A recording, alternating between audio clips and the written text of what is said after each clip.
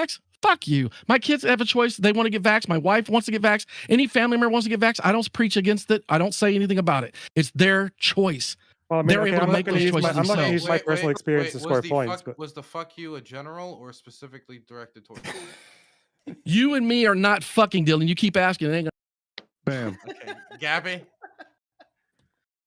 Okay. I mean, so yeah, go on. I don't want to bring the. I'm trying to think of the nicest way to phrase this. Okay, I think Redneck brought up earlier that like it doesn't matter if some people died of COVID; people are going to die anyways, right? But the problem is, if we look at other diseases or other conditions, it gets really, really concerning that we're willing to just dismiss that altogether. Take for example, cerebral palsy, right? That's a. Who is echoing this line? Okay, is that your new soundboard? Oh. No, okay. Montreal's back. Oh, okay, gotcha. Okay. Also, shout out to Redneck for not leaving during the debate, despite getting a lot of stuff piled on him. Okay. Anyways, Redneck, you're wrong because cerebral palsy has like an 80% survival rate, right? Most people will live a totally normal life in terms of life expectancy, and some people will die anyways, right? But if we know for a fact that there are ways to treat cerebral palsy, if we might be able to discover ways to prevent cerebral palsy or even cure cerebral palsy, I think we should be able to try and strive for that so we can save those 20% of people, right? If we know for a fact that a disease like COVID, which affects millions upon millions of people, even still causes thousands upon thousands of deaths, hundreds of thousands of deaths, right? If we can prevent that by getting people vaccinated or by wearing a mask, I think we should do that, right? It's not something that's going to be screwing us over in the long run. Can I? What's up, Yeah. Connor? Connor, you welcome, Connor. Yeah, hi. A little intro. My name's Connor. I run a YouTube channel named Counterpoints. I identify as centrist and center-right, and I like to yell at people on the internet, and I'm painting Warhammer models, but I promise to yell my fair share tonight. So I want to address like the framing of this because this all started with the truckers, right?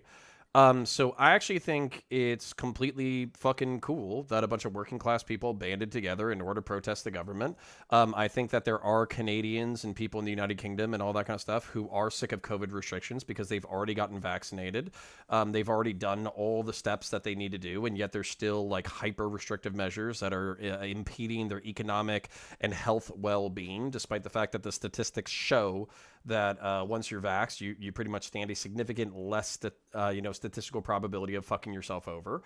So I think that like at some point we have to start talking about what does easing look like? What does easing back into the real world look like for the people who are vaccinated, for the people who have done all the safety precautions, for the people who are taking the boosters?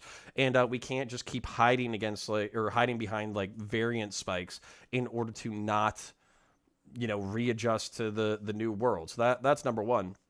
And then number two, my frustration with this is like, I wish that like there was a better way to fucking say this, but the truth is like, you have to make an educated guess with this shit.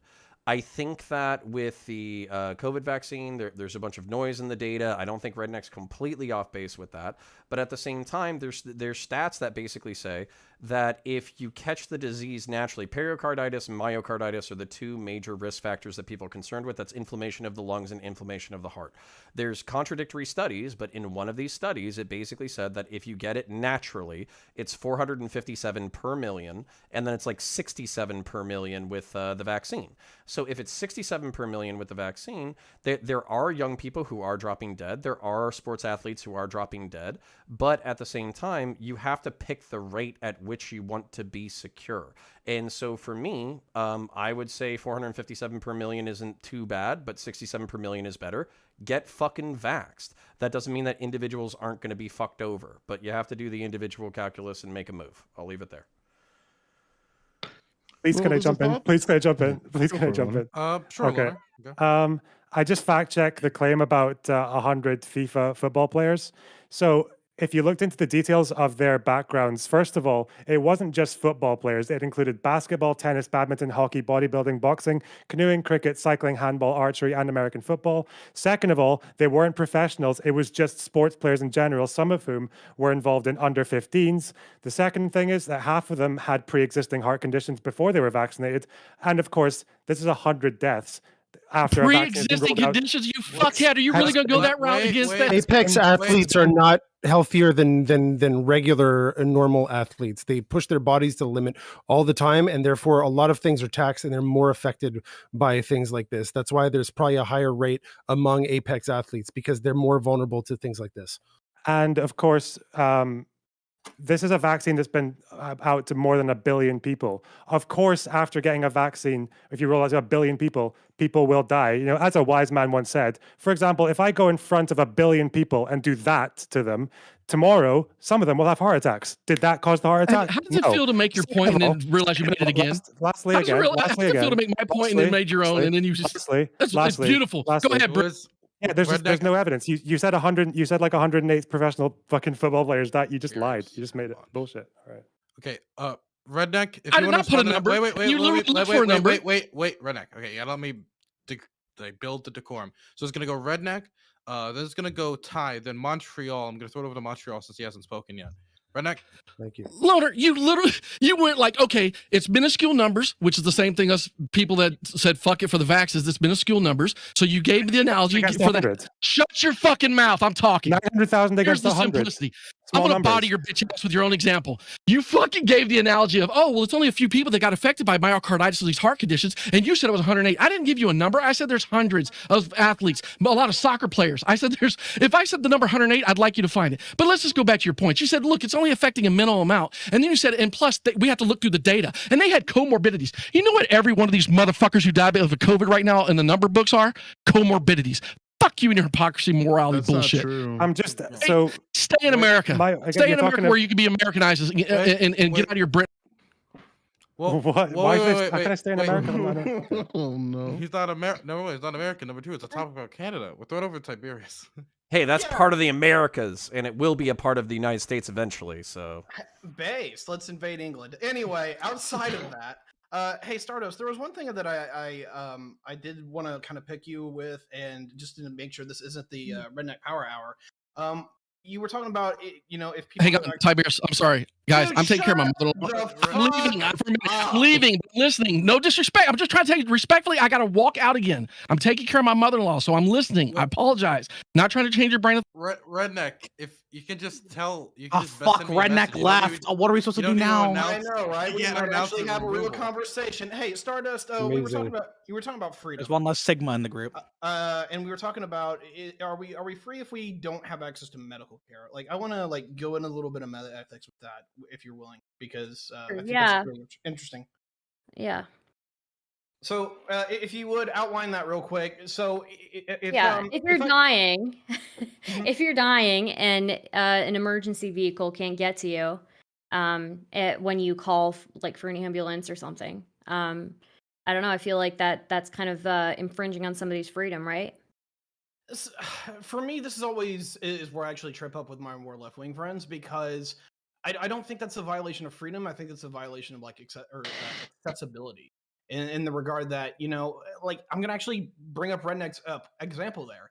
If you're 30 minutes away from a hospital, like, are you, you know, do you not have the freedom to go to the hospital, or do you not have the accessibility to go to the hospital? So Sure. like, that one always trips me up a lot. So with Redneck's example, I think what kind of what speaks to me is that he chose to live like in a place Mhm. that would, you know, knowing that the hospital was that far away. If you live in a place where, like in a city, and there's a protest going on and people can't get to you because of the protest, you didn't really sign up for that, right? That's kind of like infringing on your ability to get necessary medical care. did Also, Okay, like- yeah, I get can where I you're going with that.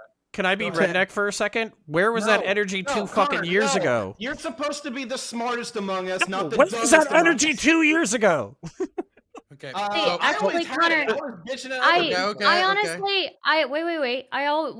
I always did hold the view that if there's something that is preventing medical services, emergency medical services to getting to somebody, that should not be the case. Whether it doesn't matter what protest it is, if it was preventing like the police from getting to somebody, I would not be okay with that.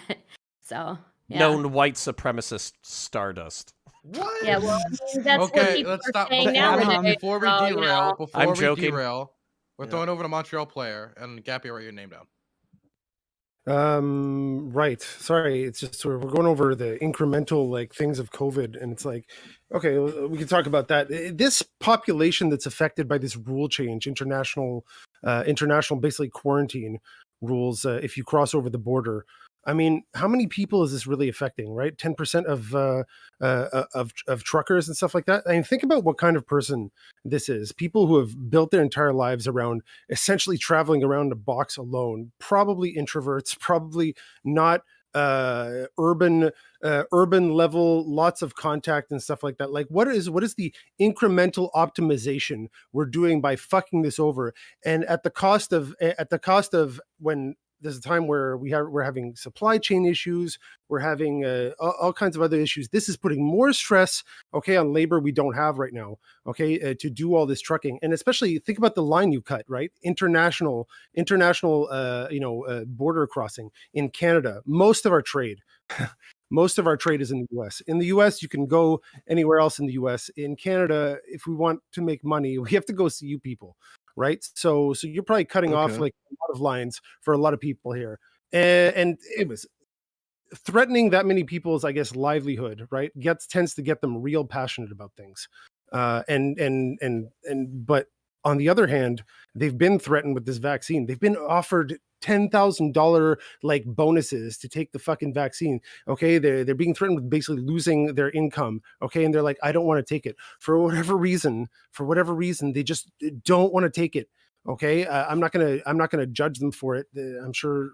I'm not going to doubt their reality here, but they're not going to take it. But you want to lock them down and ruin the shit. Why? To get eke out a little incoherent fucking percentile to optimize COVID deaths at the expense, okay, of making a bunch of things expensive. It's not about expensive. It's about the opportunity or the options that it takes away from all the people dealing with those expenses, right? The mental health issues, the things you're not doing, the strain that comes from spending more money and stuff like that. You think that's not affecting people too? Okay. Is it really this big a trade-off to lax off this little rule? Anyways, if you're thinking about people and stuff like that, because the only metric in the universe is not incremental optimization of COVID numbers, okay? Although there is a massive problem with hospitalizations, with our capacity, but let's face it, our capacity for hospitalizations was terrible before this, okay? In Canada, and COVID exasperated it. All right. But no one's going to fix that. It's all, just COVID now. I don't know. I feel like I've been talking a lot. There's been a lot of things. There's so many things I want to say, but I have to blur it all out. That's all I can get right now.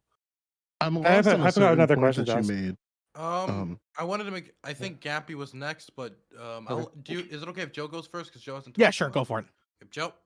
Something that I'm confused about, and this is where I'm stuck on logistics. I think the 10-day self-isolation is probably the best within that, and maybe Probably. proof of a negative test. Like, because even when I look at the demands of the truckers, where it's like, get rid of vaccine mandate, and it's like, okay, Trudeau could do that yesterday. What's going to happen when Biden closes the border to Canada again? Like, I don't see a world where you have a removal of the vaccine mandate for truckers and not communication with the United States as well. And that's going to be something where you're going to have to communicate with the truckers in the United States and the truckers of Canada, and they're going to have some type of collective bargaining to see where they can meet in the middle. And I'm not exactly sure their interests will be aligned, because you would think that if truckers were in support of the removal of these vaccine mandates, they would probably stand in solidarity with the truckers in Ottawa right now, but that doesn't appear to be the case in the States. If anything, I would argue that like the culture of truckers in Canada versus the US are vastly different from each other, and they have vastly different issues. So I'm not too sure how much political power they have to implement a change that I think requires direct collaboration with the US, you know? I think the population of truckers, okay, again, built their lives essentially around having introverted personalities where they don't really have to get input from from outside places to live their life, right? So they kind of represent this most extreme kind of, I guess, independence. But a lot of people got into this because it's like, look, it's just going to be fucking inconvenient for me to send my kids to school, to do this, to do that. I get the vaccine. I don't like it, but fuck it. Right? It's not convenient. And they told me I'd be free. They told me I'd have liberty after this. Okay. And they didn't. Now I'm locked down again. Everyone's been locked down for a long time here. Okay. And people are getting fucking sick of it. So when these truckers go around, you're just like, the truckers and the vaccine, I get it. But fuck, man, these lockdowns are annoying. There's a lot of sympathy going on, across the place. Even people who are vaccinated. Okay. There's a lot of sympathy going on. I'll let you go, Connor, in a minute. There's a lot of sympathy going on for these truckers, and these are just kind of like the tip of the iceberg of this kind of vaccine hesitant kind of like fuck these lockdowns. Okay, go on. So I guess no, Joe, can I back him up real quick because I want y'all to contend with this. Sure, they didn't engage with what I yeah, said, but then we gotta go back to the list, okay? What's that? I said, yeah, but we have to go back to the list, okay? Okay, so the point is, what I want to bump Montreal on is like you can go after Redneck if you want, but he still has like a libertarian stance, and realistically, you're not going to convince him of whatever you're doing. But there's an undercurrent to the movement of plenty of people who are vaxxed, but they're sick of the economics and the logistics getting fucked with. So there's already people who are double vaxxed or have boosters who are in support of the truckers or in support of the riots or in support of the protests, whether you're talking about Australia, France, the UK or Canada. And I don't really hear that being addressed. It's like, oh, it's a bunch of like anti-vax fucking dickheads. It's like, nah, like it's a bunch of people who are already vaxxed, who already sucked it up, and they're still getting fucked over. They're still being told that they have to hang out. And by the way, like I'm pretty sure like aren't the stats kind of in support of their opinion, where if you're if you're double vaxxed, then the chances of you being seriously injured or killed as a result of the disease is super low. Like, isn't that in support of their opinion that like, fuck it, let's go? Like their stance is they want to get rid of all vaccine mandates, do away with vaccine passports, and then rehire all individuals who were fired due to vaccine compliance. Didn't everybody and their fucking mom catch Omicron over the past like 6 months? And wasn't it a milder version of fucking COVID-19 that probably brought us to near herd immunity based off of like individual human liberty and kind of like the limits of the Constitution? Yeah, but our hospitals it's kind of getting frustrating. So I'll try to center this a little bit better. So if this sentiment exists, why within the COVID-19 monitor, which is right now the only large survey we have for the metric of Canadians, show that they're in support of the very things that the truckers are against? It doesn't. Why didn't the truckers take those surveys? Like, if they're that passionate, how did that show up in the metric? How did that not show up in the metrics? Wasn't your support like 65% or some shit? I'm talking about Canadians here. Wasn't the stats like 65%? No, it's like in the high 90s for a lot of these things, high 70s, high 90s. Okay, so if you have high 90% support for all of these mandates, you have a majority of the population that's vaccinated, then I'm with Montreal. Who gives a fuck? These people are a fragment of the population, and yet you're willing to fuck over already strained logistics supply. This is, by the way, this is like for like healthcare workers in non-critical fucking incidents or whatever, being barred from their professions despite being willing to like take tests and shit. Like you're literally fucking over the people that are helping you the most, and for what? A fucking virtue signal? Like what are we doing here? Again, it's to incrementally get that nudge out that little itty bitty bit of fucking COVID percentage. It's weird. Now, Connor, I think the thing is, you seem to be exaggerating a little. Yeah. After Loner, literally no one else is allowed to speak besides Gabby. Okay. Sure. Okay. Yeah. Counterpoints. I think you're maybe just exaggerating like the effect of Omicron and herd immunity, because I think the point there is that is contingent on the fact that we don't have a substantial subset of the population that isn't vaccinated still interacting with each other and allowing for variants to come up again, and that would set herd immunity back. So that's kind of like where the issue is. I also just had a question for Redneck, because you didn't actually let me finish. I was looking at the some of the causes of deaths for these athletes that were listed as COVID vaccine deaths. Some of them include, one of them was like a heat stroke, one was a motorbike accident, and 3 of them were suicides. I'm just wondering, like you said yourself that you thought there wasn't enough data or time, specifically time, to talk about the benefits of the vaccine. Why are you so Mhm. quick to gobble this information that's supposedly against Because the you vaccine? just read off the same exact thing that I could read off of why not to get vaccinated or why to get vaccinated. You are ignoring the fact that you're sitting here spewing saying, "Oh, well, only a few people are affected by this," and then yet you turn around and I tell you the same thing. Look, there's only a few people that get sick and going to die, so fuck it. For me, that's the same choice. But you can't wrap your head around that simplistic of liberty. You can't, but yet you'll sip the Diet Coke knowing, or the Diet Pepsi knowing, hey, it's my choice. I can do what I want with my body because I'm living my own healthy life. And it doesn't affect anybody because guess what? It ain't contagious. I'll You're have you full of find. shit. I'll have you know find. the science. Excuse me. You Okay, know the I've heard your science. point. Okay, You please, know the please. science. Hang on. You know the science doesn't prove anything other than you're still going to get COVID even if you're vaccinated, and you can still transmit it. So all of your bullshit, all of your morality is out the fucking door, and all of you are hanging on to it by attacking those working class people that are actually standing up and saying we're fucking done. Y'all played the game too long. Now we're standing up, Yeah, I need to and cut you off actually now because you're people not even Connor addressing me said anymore. have You're not joined it. even addressing me anymore. Okay, I need wait, to. but Sorry. Loner, Okay. Gabby's been waiting for so long, Yeah. and the British, you know what, have talked enough in the world. I think. Yeah, you So guys it's own not- my country for so many centuries. Okay, I have a time to Don't speak. go All right. there. Don't Okay. go there. Anyways, I'm gonna try to engage with Counterpoints' point here. No pun intended here.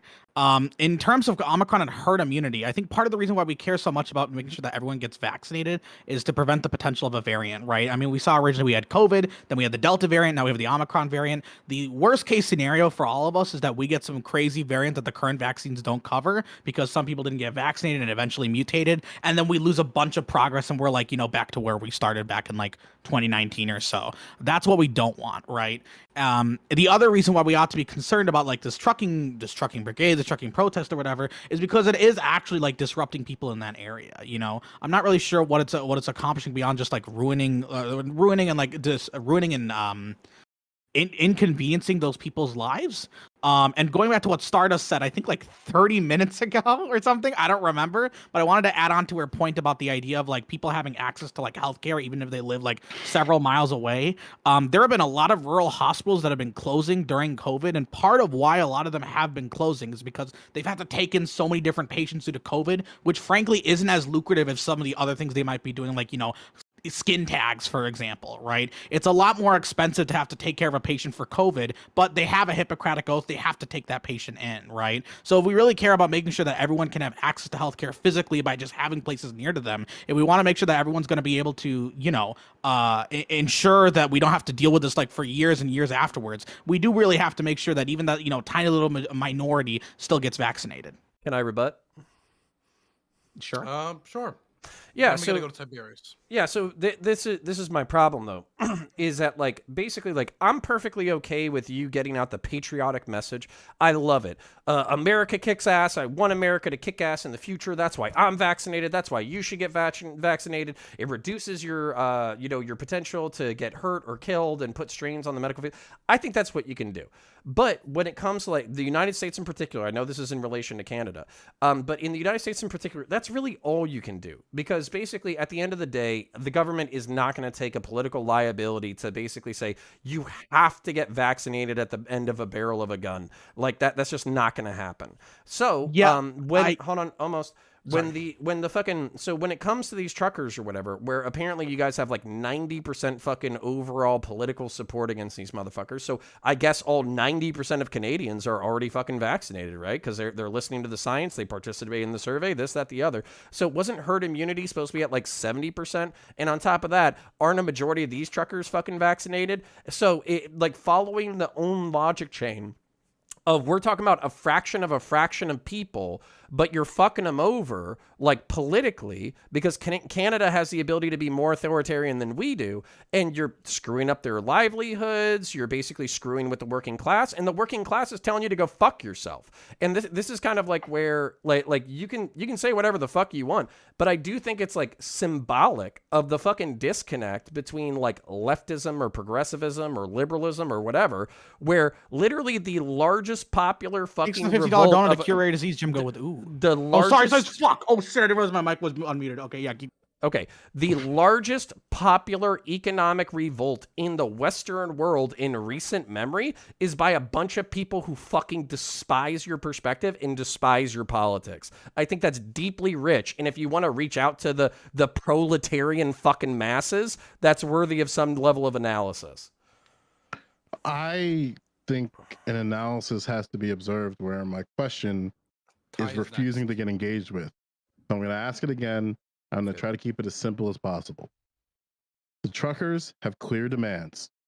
Get rid of all vaccine mandates, do away with vaccine passports, rehire all individuals who were fired due to vaccine compliance. If none of these demands are met, was the movement successful? And furthermore, what should they do if the movement fails and none of the demands are met? Well, you gotta keep it moving, right? And then on top of that, I would flip all this shit on its head, where it's like, you guys are asking about the efficacy of a protest that's ongoing. I'm sorry, like, how is BLM doing? How are all their goals doing? Like, are we This thing's measuring? going to fizzle out. Are we? This thing's going to Great fizzle local out as soon as communities. flu, in my opinion, as soon as flu season's over. Okay, it starts getting warmer and people can get out there. They're going to start, numbers are going to go down. They're going to start releasing things. People are going to think like, oh, okay, maybe stuff isn't so bad, and all support for this is going to evaporate. Okay, So? that's what I think. So my concern cool. is, like, if there is the support of these truckers, where are they? Why are they not in Ottawa right now? Why haven't truckers How is unified within Ottawa? 50,000 people taking a fucking week off to drive their fucking big rigs cross country not an indication of broad popular support? So would it repeat that one more time for me, friend? How is 50? I can't get 3 dickheads to show up to a fucking weekend party, but 50,000 people took a week off to drive, probably thousands of gallons of fucking gasoline fucking burned. 50,000 fucking people participating in this shit. And you're saying that's not symbolic of a fucking broad movement? Where are you getting the number 50,000 from?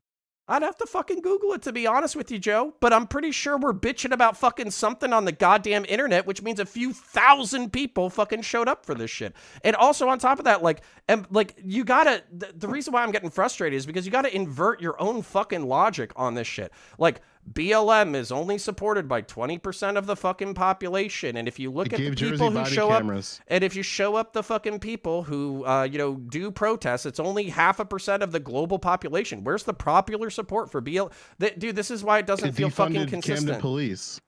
Congratulations, you got one city out of should I Google fucking how many cities are in America? And also, wasn't the Camden defunding before fucking the BLM riots of 2020? We've been in BLM for a significantly long time. You can call it BLM, but back then it was for Black Liberation and other activist groups. And these groups have been fighting for the exact same message for as long as I've been alive. And my state has shown that in different municipalities all over, they have acknowledged the demands of the local groups and have led to change, and it's been politically advantageous and socially advantageous. Okay, but Joe, this you're kind of missing my point here. You're making the but point. Then we gotta wrap it up. Other people need to talk. Okay, you're making the point that it has been advantageous to have a broad-based, decades-long movement towards a thing, and then you're asking whether or not a mass movement of working-class people is legitimate because it's been going on for a fucking month and it has like 5% fucking support. Redneck articulated that this sentiment has been going on for a significantly long time. So if that is true, it appears like the organization within this is inadequate. So I don't know how far I have to go with this, but it appears like those who are against vaccine mandates are losing a battle, not only politically but socially. So I don't know what more can be done. How? Dude? Unless we can. In the U.S. or in Canada, what the fuck? Like, what the fuck are we talking about? Well, like, I'm pretty. In I'm Canada, pretty sure. Definitely, we're demonizing people who are vaccine hesitant. You call them all the worst things: the racist, sexist, homophobic, everything. Okay, I mean, Q conspiracy theories, but a lot of them are just like people who just like don't want to put some new shit in their bodies, right? And then to get completely categorized by this thing, make that, I guess, your image to the world, okay? And then a government can justify doing whatever the fuck they want to you, and they'll get public support because as far as the media is concerned, as far as the messaging is concerned, you're a horrible Nazi. Right, and it's the only kind of people who are vaccine, hesitant. And haven't you guys done this for the past wait, fucking decade with disastrous okay, stop. results? Stop. Okay, Gappy. Okay. Loner. We have Gappy, Tiberius, Stardust, and Loner in that order. I just want to quickly clarify about the 50,000 number. All I can find is maybe like at most, I think like about 1,200 trucks were like expected to pass through like Regina at some point, but I haven't found anything that like gets anywhere near close to like 50,000 or like even like 10,000, let alone 50,000. I think like the CBC reported like hundreds of truckers were like heading towards Ottawa or whatever. There might be like a few Motherfucker, thousand, we're talking about it. It's important. We're fucking talking about it. Try to belittle it. I'm just saying it might not be as high as 50,000, right? Because and 50,000 the would reason why I definitely was be confused is indicative of because a that's the very first strong time vocal portion of the population, right? But I'm not seeing anywhere near that amount. Oh, Regina? Okay, apparently it's Regina. I'm sorry to all Canadians out there, okay? This is why you guys get better healthcare than we do. I think it's perfectly acceptable to challenge a claim of popularity, especially since it's getting compared to BLM and shit. But yeah, 50. I think that like isn't the world record for a convoy of trucks like 480 trucks? It's more likely to be hundreds, let alone thousands.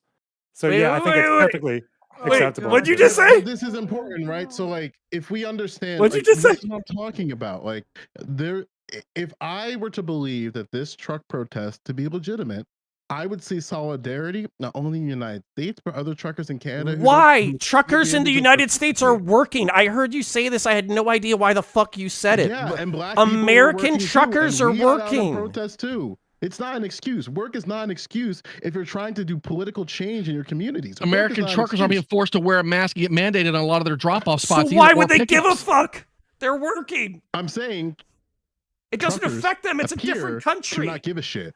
So if doesn't the trucking union oppose this as well? Truckers, yes, the Canadian Truck Association actually does not support this. And only, I believe it's 28% of Canadians support the unvaccinated truckers protesting, whereas 55% of all American adults supported the BLM movement. And this is coming from somebody who didn't support. Wait a minute. This is coming from somebody who does not.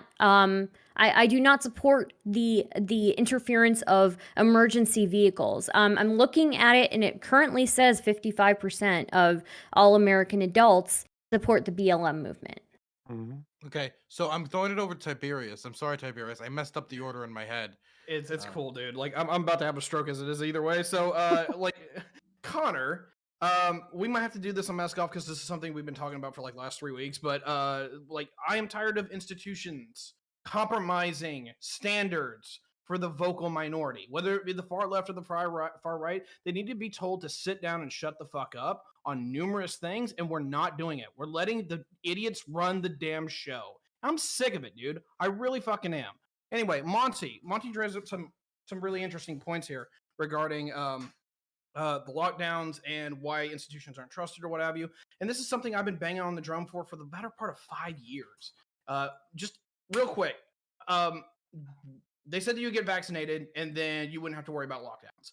You wouldn't have to worry about getting masks. 100% correct. That's what we were told. And I got vaccinated, I got boosted. And then my work personally is telling me, oh, hey, we're probably going to make everyone go back to wearing masks again. I told them the moment that they do, I'm out because I did my shit. I got vaccinated. I did my job. Let's hold these motherfuckers to the fire and tell them to do their job or tell them to get fucked. I'm over this shit. I am absolutely sick and tired of letting the idiots run the henhouse. We're done with this. Railroad the fucking shit out of these people.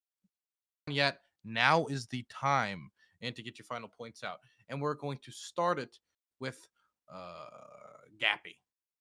5. V, sure thing. Wait, are you Gappy V? Because yes. on my paperwork it says this is a panel for Gappy 5. Because if you're Gappy V, then I have to disconnect you. I'll contact your attorney about this. Okay. Well, no, like, oh, you're Gappy 5, right? I think we're gonna have to discuss this contract at a Well, later no, point. I'm just asking. Are you Yes, Gappy if you 5? disconnect Yes. him, it's a If you're hate not, I crime. have to disconnect you. It's a hate Gappy crime. 5 if you alive? disconnect him. I just feel like you didn't ID anybody else here. You only ID'd the Indian Yeah. person here. Well, It no, seems it's, kinda weird well, that no, you're no. doing If that. I, wait. Loner Why are you box, checking my loner ID box. but not anyone else? Are you gonna ask me Loner to box. prepay too? You're Loner box, I'm right? backing Yeah. up Gappy. Yeah. I'm backing up Gappy. Yeah, he's Loner box. So I'm just making sure you're. Oh, so now Gappy you're 5, checking other right? people's IDs after you check the Indian person's. Okay. I'm checking okay. it. Yeah, Yeah. yep. You know what? Yes. Now all you Gappy 5. You can move on to the next Don't person. give in. Don't give in. Don't do it. No ending statement for Gappy. Well, okay, actually, Uh, you know, I'll take an ending statement. Okay, you know what? Because I do have something. so Is you're Redneck Gappy here? 5. Sure. Yeah. Okay. Is Redneck here? Yes, yes. Wow. Okay. Yeah. If Diet Coke is going to be sending people to the ICU in the same way as COVID-19, then apparently we're going to have a lot of deaths here. Okay. But the difference is that Diet Coke is not going to transmit it to other individuals. Right. So no matter how much I drink here, it's not going to cause any sort of transmission of Diet Coke disease or obesity. However, when we're dealing with COVID-19, even though there's a small minority who are currently unvaccinated that can cause a potential variant, it can cause unnecessary deaths, it can cause an overloading in our healthcare system. And I think Stardust brings up a good point that if you're a healthcare worker, you probably know the responsibilities and some of the issues that have came up as a result of COVID. There's a reason why so many nurses are quitting their jobs. Nurses are not making bank unless they're working like dozens upon dozens of hours a week at like 2 or 3 different places doing time and a half over and over again in the COVID units. Okay. They are not making bank here. And we are putting healthcare workers, we're putting average everyday individuals, and we're putting technically all of us at risk with the potential of a future variant. Okay. So I'll keep drinking my Diet Coke. I'll keep being a fat fuck because you know what? I've done one of the most important things that I can do to make sure that this COVID variant is gone, to make sure the mask mandate is gone, and to make sure the vaccine mandate is gone, and that is to get myself vaccinated so that we can slowly move up to a way higher percentage, all right? Wonderful. Also, Gappy is raising money for cure rare diseases. I retweeted his thing on my Twitter, so if you wanted to check out that charity, you can just check it out on my Twitter. Now we're gonna throw it over to Counterpoints. Yes, I think we're already fucked, and we've done basically what we can do. I think that you do have to accept the vocal minority because, let's face it, we live in a democratic republic. That's the whole reason why we set this shit up, was so the tyranny of the majority couldn't overpower the tyranny of the minority. Freedom doesn't just mean the freedom to do cool, incorrect shit. Freedom means the freedom to be cringe. So even if you hate it, it doesn't really fucking matter. And basically, at the end of the day, I don't want the government to have the authority to say at the end of the barrel of a gun, you have to get a shot. I think the statistics support getting a vaccine. You should do so. You should get your booster. But at the same time, you have a limited amount of authority to assert over your fellow citizens. You should recognize that, recognize your limitations, reach out with love and understanding and maybe some memes. But at the end of the day, you're powerless. And also want to point out one more time that so somebody said that the largest convoy was 430, like in history, was 430 vehicles. In this bunch of fucking, rednecks and fucking 18-wheelers had 1,200 fucking vehicles. So that means that a bunch of fucking working class dickheads tripled the longest convoy in fucking history, and you're acting like it's no big deal. So, plenty to pull apart there. Not near 50,000 though. Oh, 50 my butthole. I also want to say that if the government made cringe illegal or regulated it, most Twitch streamers like myself would be out of a job. All would be gone. So now I'm going to throw it over to Joe Lewis. So something that's been kind of on my brain with this are some words from Kwame Ture, and basically something that he argues, which I strongly agree with, is that mobilization should lead to organization. And the one thing that this movement of truck drivers have shown, that they're mobilized, but they are not organized. And the thing that they should want at the end of the day is power. And if they were an actual organized mass, then they would want to lead to power. And that's like the end of the day. Like, they shouldn't want the fame, they shouldn't want the fortune, they shouldn't want the popularity, they shouldn't want the money, they should want power. And if you have political mobilization, anybody can be politically mobilized. Like, if Sally gets fired from her job because of a vaccine mandate, the righties will show up. they'll show up in solidarity. Oh, the vaccine mandates of this of this one union is unjust. People will show up to that, but it's very clear in the sentiment of these truckers that they're not looking for actual political power. They're just looking for another thing to be upset about so that they can go on to the next thing to be upset about. I don't think this is adequate. I don't think this is good. Mobilization should lead to organization, and an organized mass gets power and wants power. And if you're not aligned with that, then fuck your movement with your fucking Toyota trucks. Like, I'm sorry. Like, if these people who are against vaccine mandates, I'm like, I'm not anti-vaccine, I'm anti-mandate, great. Then you want political power, but your very arguments of anti-authoritarianism and like we're against authority, then it's directly against your desire to want power. So fuck off. Go fuck yourself. Like, I don't know what to tell you. Either be an organized mass or LARP. Like, I don't know what else to say. Okay, now I'm gonna throw it over to Lonerbox. Yeah, just to restate the thing about the size of the truck convoy. So yeah, as far as I've got here, the Guinness World Record for the size of a biggest truck convoy was in Egypt in 2020. It was 480 trucks. So the world record hasn't shifted over for Canada yet because the number is unverified. However, let's say they did get more than 480 trucks. You can do that with 480 people. I don't. So yeah, you get the world record for the truck convoy, but I don't really know if you're talking like what, less than 2,000 people or less than 1,000 people. Getting the world record for the size of a truck convoy isn't really the best way to gauge the popularity of a protest on a national level. Like, you can do it with less than 1,000 people. So aside from that, I'll just restate my position on mandates. Maybe one or two people weren't listening, but yeah, I'm against mandates. I don't think they necessarily work. I don't, freedom, blah blah blah blah. But the problem is this has nothing to do with freedom. Freedom in this case is an optical way of saying you don't trust the science, because every time you pry a little bit into the brains of people who are using the freedom argument, is they don't trust the vaccine and they don't trust the science. They're very happy to trust information on the medicine when it suits them. However, it's very easy and not inconsistent at all to accept there are side effects of the vaccine. They're just not as bad as the side effects of COVID. So, Okay, next we're gonna throw it over to Montreal Player. I think this is the last stand, honestly, for this movement. In my opinion, it's the best time to get out there. People need labor. People need labor. The inflation thing is going to kill fucking Democrats in the States, man. But even though it has nothing to do with it, it's just perceived. So people need labor really badly right now. Winter fucking sucks. Okay, in Canada, especially when you can't do anything out there, so people are goddamn upset, and therefore you got that anger kind of like feeding in there, like in a tertiary way. I think honestly, it's not like the Trump, like, oh, when when spring comes it'll be over, but it's just flu season's going to stop, and the more environments we have to spreading things is just going to lessen, and people will just start feeling more at ease. They'll open stuff up. People will start having lives again, and they'll start caring. It's just a perception thing, right? New drivers can be trained really easily. You just replace these people who are just inflexible to this. I don't see how this kind of decentralized movement is going to hold any steam in the long term.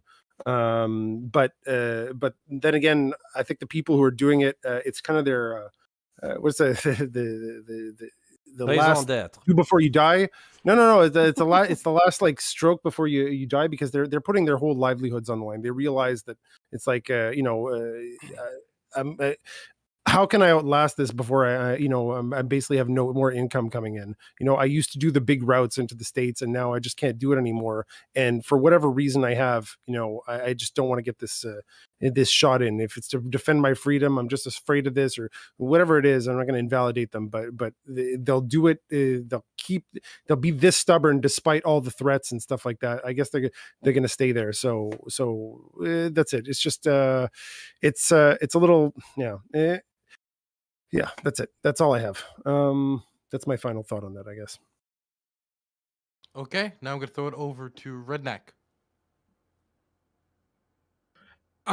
Before Connor came on, it was amazing to me that first of all, thank God me and Connor agreed on something for a change, because usually he's a little bit more center than I am on a lot of stuff. I go a little further than he will, but he got to the crux of it. I have a hard time understanding why all of you guys, every one of you that have advocated for vaccinations and mandates and masking, can't step back and just look at yourself. Like Connor said, just introvert your thought just literally just stop and reverse what your thought is and go to the other side. Can any of you guys imagine living a life without medications? Can any of you guys ever imagine living a life without taking or putting anything into your body that was man-made? Is there people out there that live that way? There's people's cultures and religions that don't allow them to receive science and or any of the advances that we know actually work? Are we supposed to just shun them in society and tell them to fuck off and die? They're probably going to die anyway, but they haven't. They still exist. We got to think about people's actual rights. For those of you that are on the left, y'all preach all day long that those of us on the right are conservatives, or conservatives are fascists. We're authoritarian. We want everybody to be controlled. Yet you guys are advocating for corporations to do it. There is no, the government has no actual say about these vaccinations, these medications, or these drugs that you're putting in your body, other than the FDA and the CDC and what they all agree upon. Yet it just seems that the collaboration between these big corporate, aka big pharmas, you guys are all literally right there ready to lick the boots. And I'm sitting here kind of going, I'm the one that's supposed to be a capitalist shill, but you guys are corporatists to the fucking max. What happened to choosing what goes in and goes out of your body and letting everybody live their lives as they see fit without you being afraid of it harming you? What happened? Well, And that's where I'm going to leave it. The hospitals got clogged and Montreal. people died. Right. During any statements, we do not state Sure. anything. If Forget you it. want to say anything, You're if you right. wanna I'm sorry. rebut- I'm if you sorry. wanna re- no worries. If you want to rebut anything during the start of next statement, you can, for the last time, speak on this. If there's anything somebody says there, any statement you want to Yep. rebut, throw it over to Stardust. Yeah, I agree that essentially, yeah, you should have the choice to do what you want with your body for sure.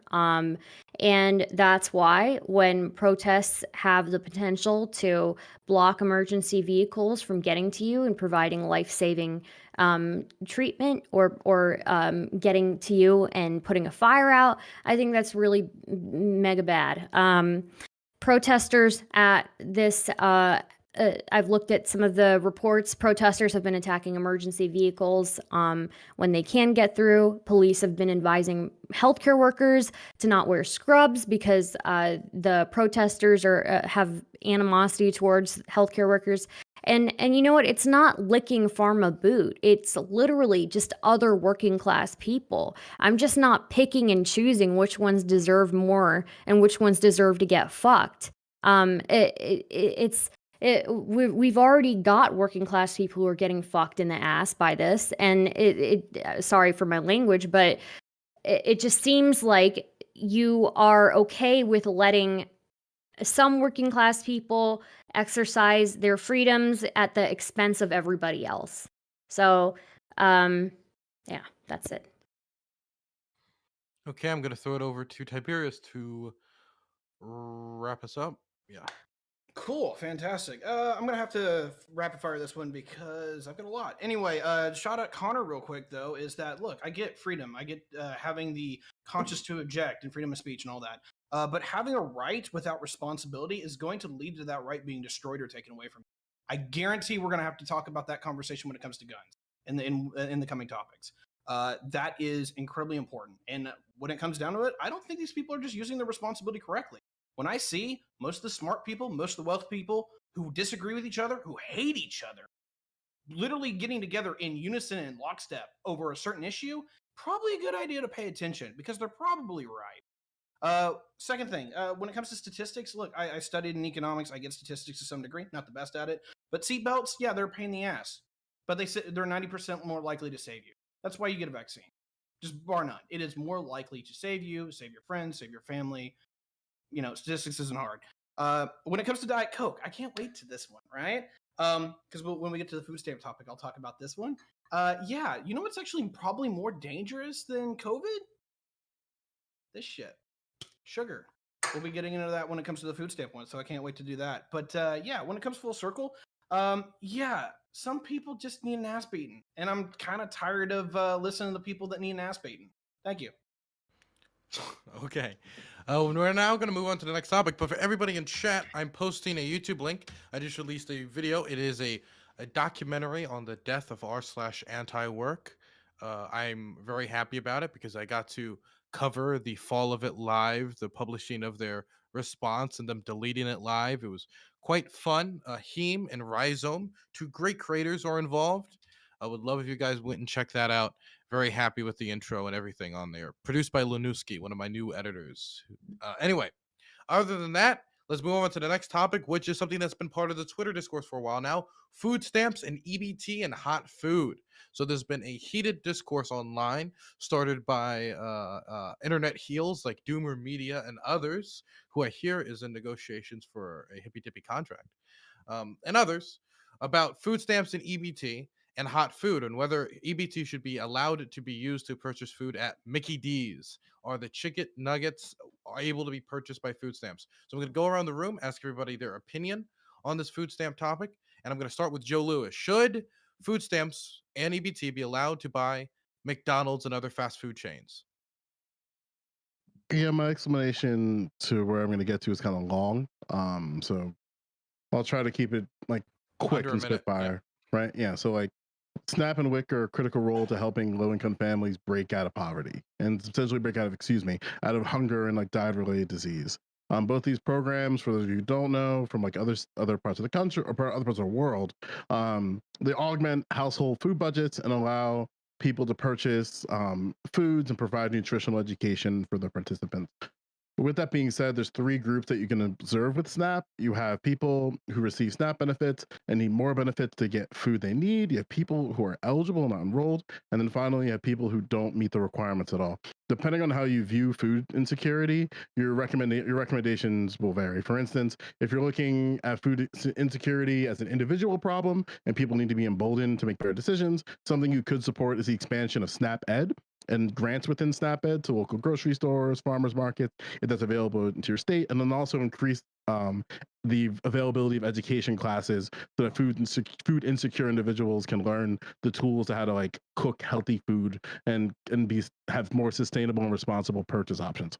If you think that the food insecurity problem is something that not only affects people who benefit from those programs, then maybe you want to adjust SNAP into a more UBI model. One model that this economist, I think his name is Craig Gunderson, he found that like increasing everybody's benefit to the 400% threshold, which is 100% based on a family of four, would decrease food insecurity by 89%. For me, I believe we should do just three things off the rip, and these are the things I'm going to be arguing for tonight if people want to engage. Increase the eligibility threshold to encapsulate more eligible recipients into the program. Expand the ways that people can apply for SNAP benefits and conduct interviews for evaluation. And then finally, remove the hot food restriction for grocery stores. I think those three things will be a great benefit for a lot of Americans. Loanerbox?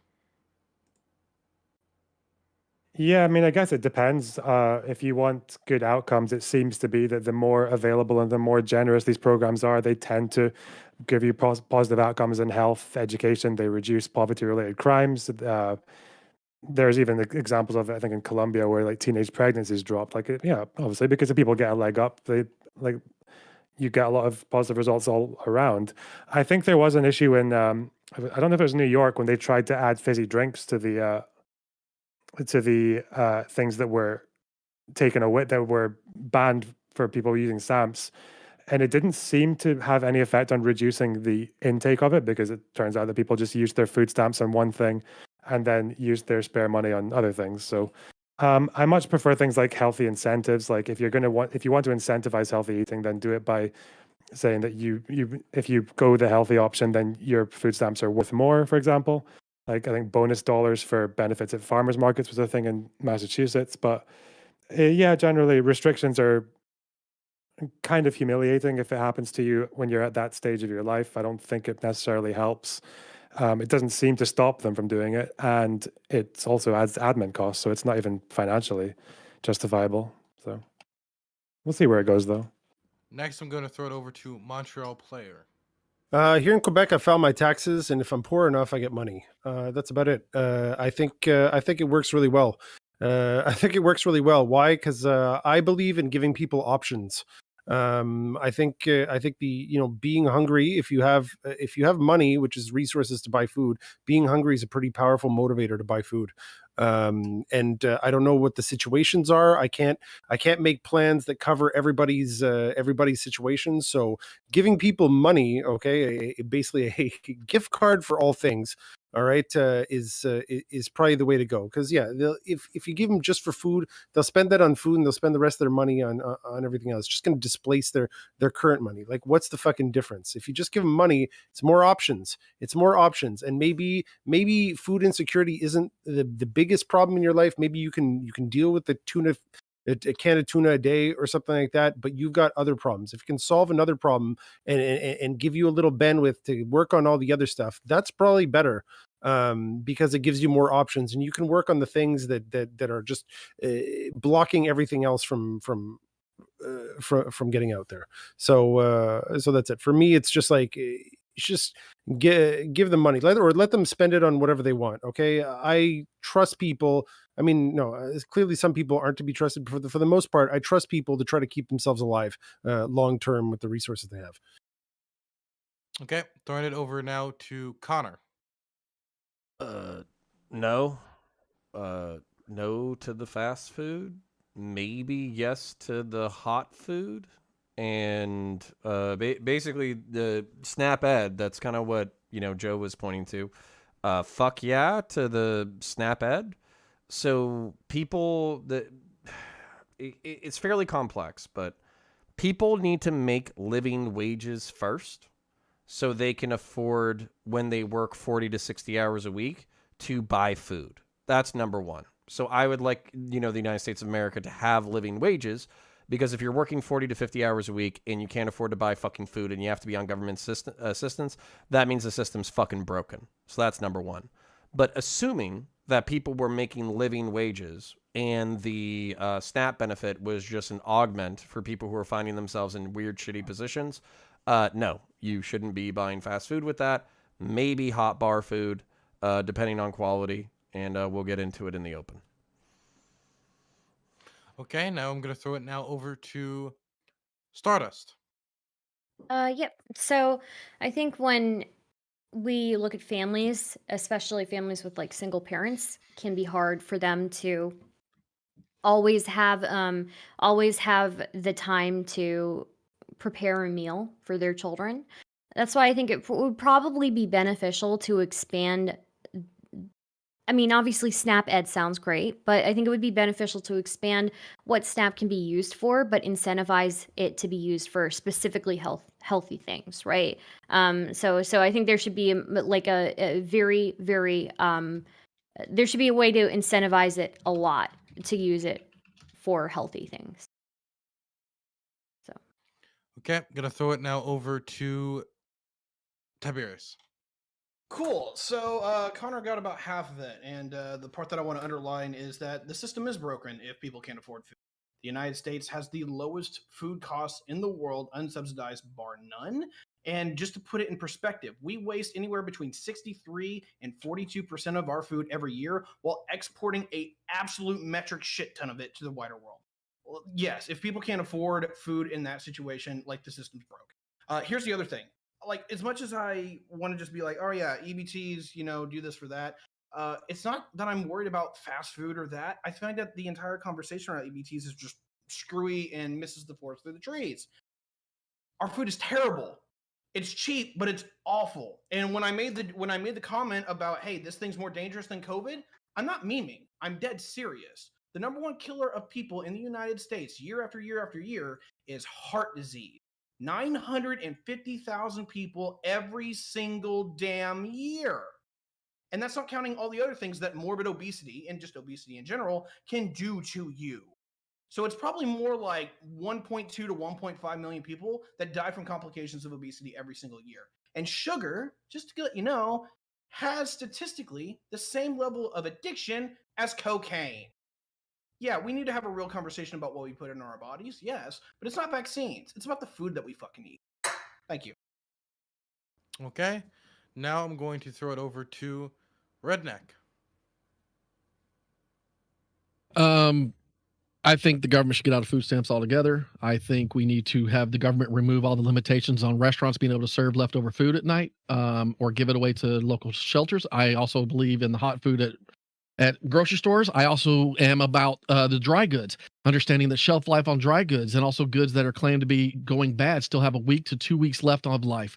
So your local food pantries are being restricted from local business laws and rules about liabilities. Well, if the government's willing to waive the liabilities for 75 years for pharmaceuticals, why in the fuck can't we waive the liability for canned good manufacturers? Because there's sure are a lot of dented cans that go in the trash cans behind Walmart every night, and it just seems odd to me that we can't just say, hey, hello, there's a ton of food just going to waste. Our country wastes a shit ton of food, and I'm talking strictly from just my experience of working in the food industry, from food service to actually working in at a pavilions in California when I was a younger guy.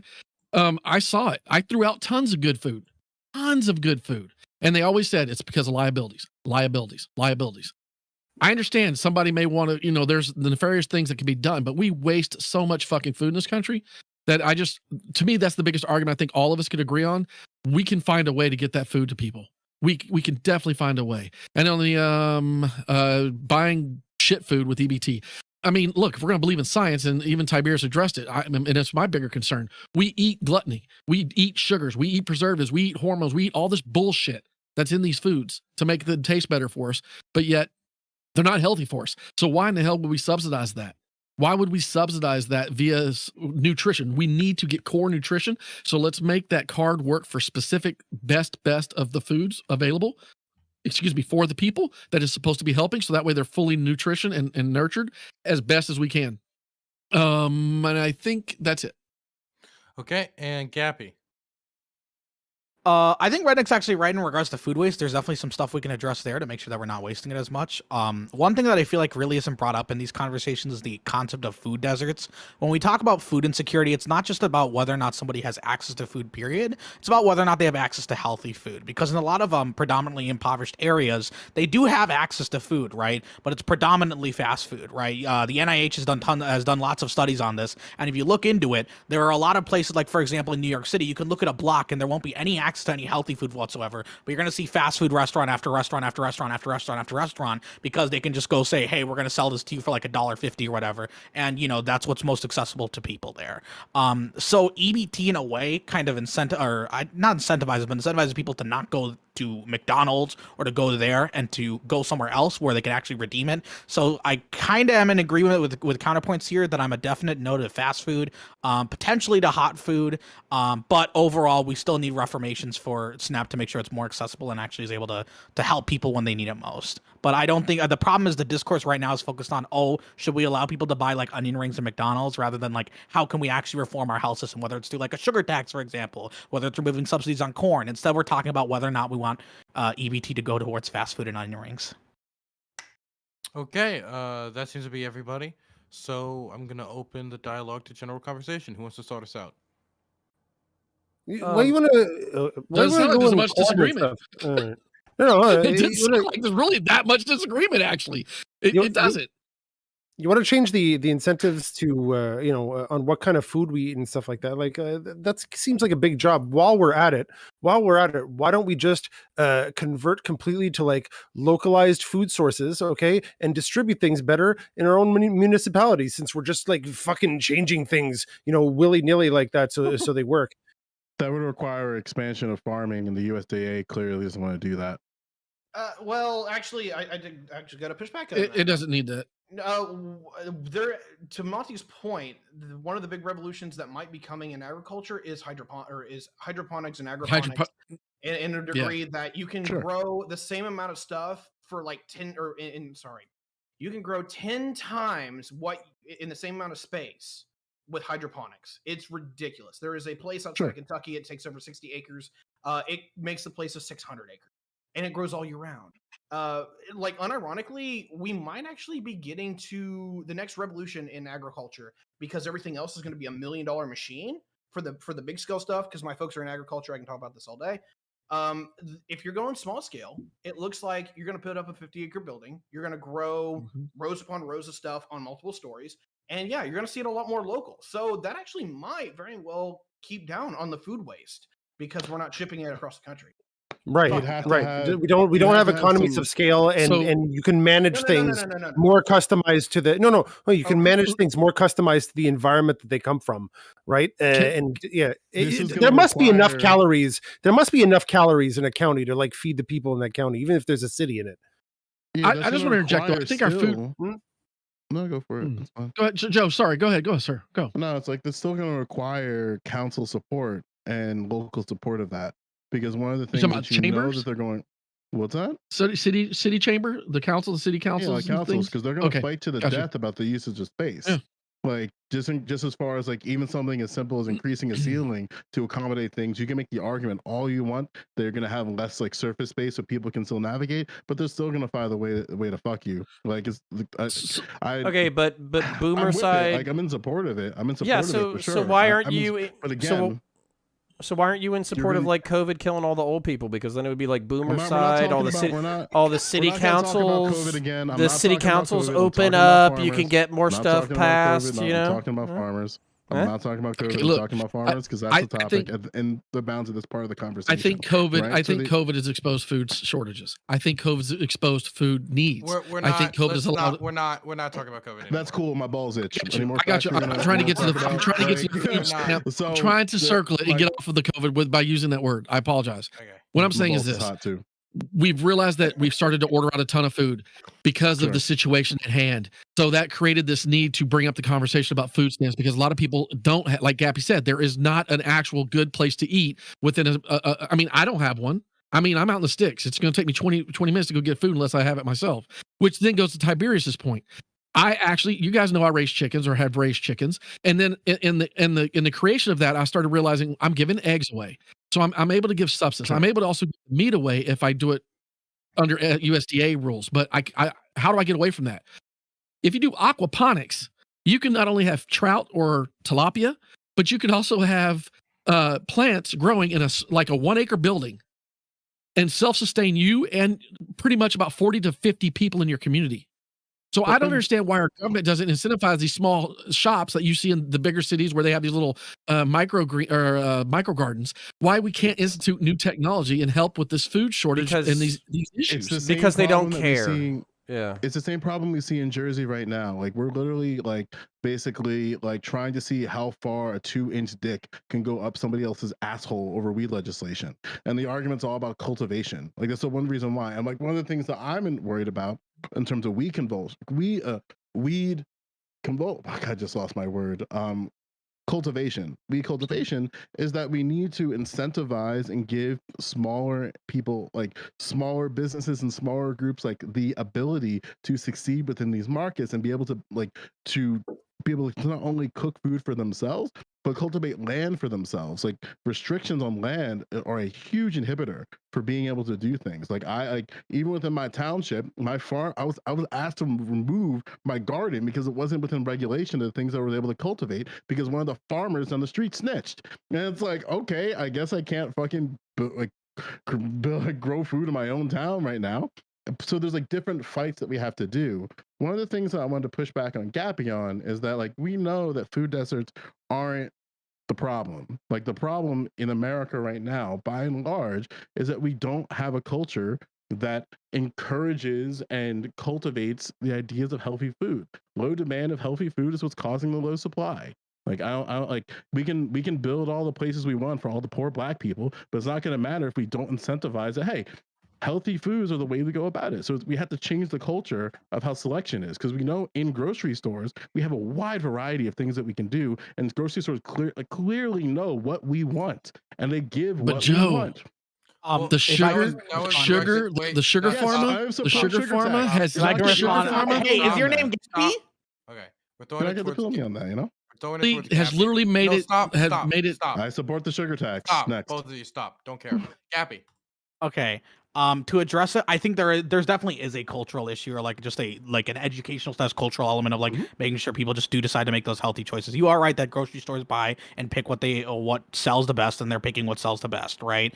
That doesn't change the fact that I don't think we should be making food stamps by any means go towards fast food or like certain hot foods that might be unhealthy, right? I don't think we should incentivize that more. Well, I I don't think we should. I don't think we That's should the question, exacerbate though. the Would you problem. support the purchase of fast food for the disabled, elderly, and homeless? With Snap or EBT or with like with, what? with Snap? With Snap? No, I probably wouldn't. Why? I think that as a government, I mean, I think the government does have an obligation to protect public health, and if they have a way to prevent that incentivization by just providing other options, that would be great, right? Now, the problem is they have to make sure those other options are actually accessible to people. So what exactly would be the other options for somebody who is disabled and can't cook for themselves and doesn't have the family infrastructure to cook? What? I Meals It's a on good Wheels currently is what they have. It's a Meals good Meals on question. Wheels, It's not though. Snap. Meals on Wheels is not Snap. Yeah. It's a local initiative. Understand, Okay. but I'm saying That's there is my an main organization. concern. What Joe is bringing up is one of my main concerns when it comes to this, right? We've got like people who are disabled. We've got people who are single parents who don't have like this support of other family members to help assist them. I think it should be available to people who really need it, but we need to find a way to incentivize the healthy options. Can I ask This is Joe and why- think there Stars a are other question? ways. then? Wait, if I can respond to the original Yeah, question. wait, Sure, it so was, sure. wait, stop. It was directed towards Gappy. I want to make sure he's the one who gets to Sure. respond. I think most people can find the time to cook for like our cook or meal plan or give those like, you know, like the 10 to 20 minutes. Even if you're working like 60 to 80 hours a week, you're probably still going to be able to do it. I think the percentage of people who are actually being affected in that specific scenario are so niche. There are still other meals that can be made and other foods that you can get even if you're not able to cook. But I think that percentage is so small that I'm not sure why we're trying to bring that up as some sort of like gotcha here. Well, And the it's reason why I a bring it factor, up is Joe. God because damn it, dude. the, Please. I'm listen. Like I know more about this, so I'm gonna fucking flex on this topic. RMP for is it. already a thing. Like the restaurant meals program is already a thing that directly and explicitly states if you are disabled, elderly, or homeless, you can qualify to purchase food from qualified restaurants that are SNAP approved, and they get that on a commensurate rate. So it's reduced for those individuals. This is already implemented, I think, in 6 states at this point. And now you're saying you don't support that. So I'm really want to like drill down to exactly why you believe that. Because right now, states are already looking into expanding this. God I damn think it, guys. I think we can incentivize other options, but I think we'd incentivize other What are options. they- We but shouldn't we can exacerbate say the it- current issue. Gappy, come on, man. And I think The thing is, I know you're Gappy- smarter than this. You gotta articulate the options. You gotta articulate them. yeah, I mean, What are the other you're- options for you- the disabled, what elderly, and percentage of homeless? people do you think actually So make a what percent fucking exception of people for are them. using that Just answer program the in lieu question, of Gappy. SNAP? Just please answer No, the because I'm question. wondering because we're creating where I We wonder have a what percent. booming elderly population that people are living longer than ever, right? And as a result of that, we are going to have more people who are disabled who need those types of services. Okay, hold the fuck up. Okay, I want But to to the- jump to in. the Joe, extent- Gappy, before- fuck, man. Well, Is this a hippy dippy or do I have to fucking raise my goddamn hand? Well, it's a hippy dippy, and that's why you've been. That's why I get to decide who talks next. And Tiberius has actually been waiting longer than you, so I've thrown it over to Tiberius. But I gotta make sure that Gappy gets the time to respond to that. But Tiberius just wants to get in here. Yeah, I really appreciate that, Dylan. Okay, so I just want to address this with Joe because Joe, you do know what you're talking about. And the one thing I want to push a little bit back on is when you're talking about like the resistance to the agriculture community. Look, I get it; it's a $130 billion industry. It's got some muscle to flex. But I'm gonna be honest, at least from what I'm seeing, and I actually have the inside view. This bitch is about to break sooner or later from all the things that are going against. So I agree. Yeah. like here's the thing. I'm scared because this is how my folks make their living. I would be if I took on the family business, I would be a 7th generation farmer. I just don't like it enough. My brother did. Like on the other side of that though is that it's incredibly unhealthy, and the reality is that it's been taken over by corporate farming anyway. That we see in like particularly northern Illinois and Southern California. Sure. This shit is horrible. Like I kind I of want think- it to break.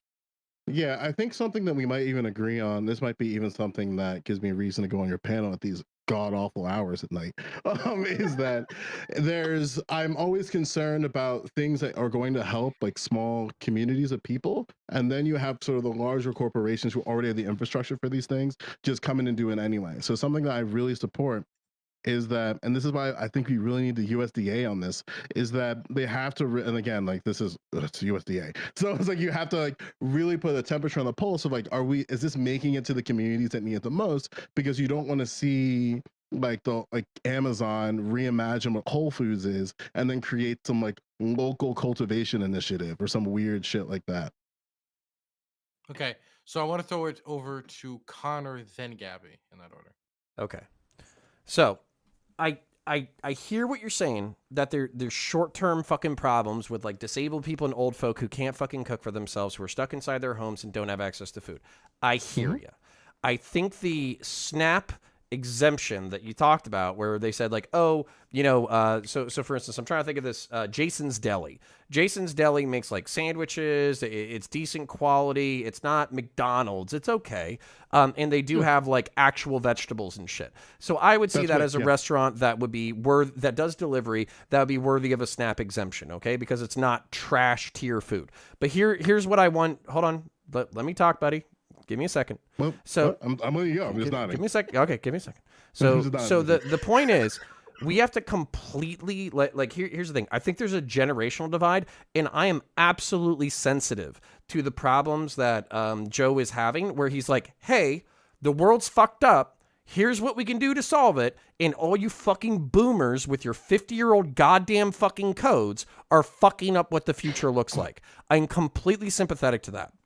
But the reason why I was memeing about fucking boomer remover and all that kind of shit is because I don't think most people in this generation are like that. I think if you went to a city council of millennials and there was a fucking millennial city councilman who was like, hey, I want to put chickens in my backyard, and that city councilman said, I don't know, chicken poop might smell weird, you would tell that council person to fuck themselves. And then it's the same thing with these initiatives like tilapia, hydroponics, and also reimagining the way that we do cities. For instance, there's a development that's going up around my fucking block. I'm kind of shitting blood right now because they're building a bunch of quarter-acre fucking 3,000 square foot fucking mansions, when realistically we could be doing communal, walkable fucking housing and basically creating spaces where you know your neighbor and you have access to communal kitchens and restaurants. We could completely rethink American cities. We're just not doing it right now. So what I'm hoping, I'll wrap this up in a second, but what I'm hoping is that by us doing like this internet bullshit where we're kind of spreading like public consciousness about like walkable high urban density fucking housing, and maybe poor people and fucking like 70-year-olds shouldn't be locked in a 1,500 square foot quarter-acre house by themselves that they can't maintain, and the best thing we can do is DoorDash them fucking McDonald's so they don't starve to death. Maybe that's a broken system and we need to relook at how we fucking do things. So I'll leave it there for now. Gabby, and I'll write Loner's name down. Okay, so looking at the RMP here, I mean, if it's literally only going towards the examples that like Counterpoints gives, where it's still providing like good, affordable, healthy options, I'm fine with that, right? The problem is when we're getting into shit like McDonald's, for example. I'm pretty sure McDonald's isn't allowed on the majority of RMP, but I think it's still eligible. I think in some parts of California you can use McDonald's with RMP, which Yes. which I personally would be against there, because of the fact that, you know, we're incentivizing people or exacerbating the problem that we already have by basically just letting people spend that money on that type of fast food. Well, do you think that's possible for somebody to live in a particular area where the only place they have access to is a McDonald's? Would you That's support fucking it in that sad, case? I would be. dude. We are trying to create we're not create, but we're trying to find situations of like such a minority of a minority of a minority and try to complain about the entire policy as a result, right? We Well, don't Gabby- build public policy off of like the one single niche scenario, right? If we Well, are we able also- to create like if we are able to create exemptions, right, like RMP, all right, and if RMP is able to still continue that goal of trying to make sure that we protect public health at the same time, that's fine, right? But I don't think we should be saying, oh, SNAP should be allowed for everybody just because this potential situation where we have someone who's a quadruple paraplegic, right, who's also elderly, who literally the only place that's near them that could ever potentially accept EBT or SNAP is an RMP program through McDonald's, and they have to get it. Well, we Get already it question all about I have- going over the minorities, question- man. The question I would oh, let me go Can I real go quick and super fast. Like, SNAP benefits already are based on questionnaires and interviews based on the individuals. So you do get exemptions based on certain situations. Like, my mother was disabled and she was able to, despite the fact it's not allowed in my state, to purchase hot food from grocery stores because she got that approval directly from the state. So with enough pushback and enough resources, you can do that. The point is, and maybe we agree with this, is that there should probably be, like it already exists, looking at these individuals from a case-by-case basis, seeing what their needs are and the needs relative to their community and making determinations there. I don't think we disagree on that. Yeah, I think that's entirely different from the discourse that we're having, though, of the idea that Snap should allow everyone to buy hot food, right? I still think the vast majority of people are not being That's because are not Mongoose was an fitting idiot. into He should have these deleted that tweet. are not I agree. the vast majority of people are not fitting into those categories of like disabled elderly, or just unable to cook for some reason, and the only place that's accessible to them is a McDonald's, right? Right, which is why I articulated at the opening of my statement that there's three phenomena that we can observe. We can observe that there's people who receive SNAP benefits but need more. On average, it's like $42 per person per individual. There's people who are eligible and are not enrolled. So are people who are making, for example, under $1,968, and they're not trying to see if they're eligible through application. Like that's a group that I think we should definitely try to target. And then there's people who just don't meet the requirements at all, but are still food insecure. Like Are all you three fine- groups suffer. With the people who aren't like elderly, disabled, or in any of those categories where like they need to be able to use like RMP or something like that, are you fine with them not being able to order like fast food or hot food or anything like that? Can you read that one more time? I'm sorry. Yeah, so for people who aren't covered, for people who wouldn't be eligible under like RMP, for example, like people who are able-bodied, people who are just simply like currently impoverished, but they have access right now to SNAP or EBT. Do you want those people to be able to order fast food or like restaurant food? It's gonna have to be based on where they live and what's available within their community. Like If they have other options available, like other accessible healthy options, like they just have a grocery store next to them, should they be able to order something like McDonald's instead with their SNAP EBT? It's gonna. I'm gonna say it again. I need It's to going ask you. I need to ask you a Dude, you could question. just say really no. quick. Yes. If they have a grocery store and a McDonald's next to them, should they still be allowed to use SNAP EBT with McDonald's? I'm having a conversation. I'm not having a debate. I'm not going to this binary yes or no because that's not the encapsulation of what I believe. So I'm not going to say yes. You're asking me He these gave you like 50 hypotheticals of what I'm. fucking You variables. gave me 50 different hypotheticals about like, oh, what are you going to do in the scenario where they can't do this, they can't do this, they can't cook, and they have the Because only these are place things- available Well, to them hold is on. McDonald's. Okay, If the person's make this poor, easy. Let me Like change a it fucking to. house. Wait. I can't. Okay, everybody stop for a second. Let me give you the rope to pull you out of the pool. Okay, muted. Okay, so I'm talking. No one else is talking. To be very clear, I can't hear anything anymore because everybody else is jumping down. Next is Loner. I'm very sorry. I promise you will be able to speak. Okay. I saw you saw that clip, so you know that I care about you. Okay. So, Gappy and Gappy and Joe, I'm gonna have you finish this interaction. So Gappy, I'll let you restate your question. Then Joe, you can either answer and or tell why you don't want to answer the question because you believe you're having a discussion, and then we will send it over to Loner Bucks. Then we have Tiberius. Then we have Redneck, and then order. if someone who is on SNAP and is able-bodied, not elderly or in any of those RMP categories, has access to both a grocery store and a McDonald's, should they be allowed to use their SNAP EBT on McDonald's? That would be a determination, but they could determine within the interview, and that is the answer that I will give you. I will not give you a yes or no. So we can move on from this.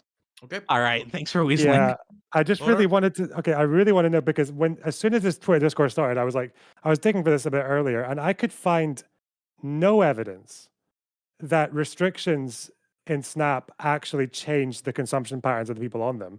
There's been like quite a few studies where they take thousands of people either on SNAP or on just like whatever it is, like cash transfers and things like that, and there doesn't seem to be any difference in what they actually purchase because obviously SNAP isn't the only thing you can get food with. People who get SNAP still have money, and it seems to be the case that they use that money they have left over to buy the things that they weren't allowed to get on SNAP anyway.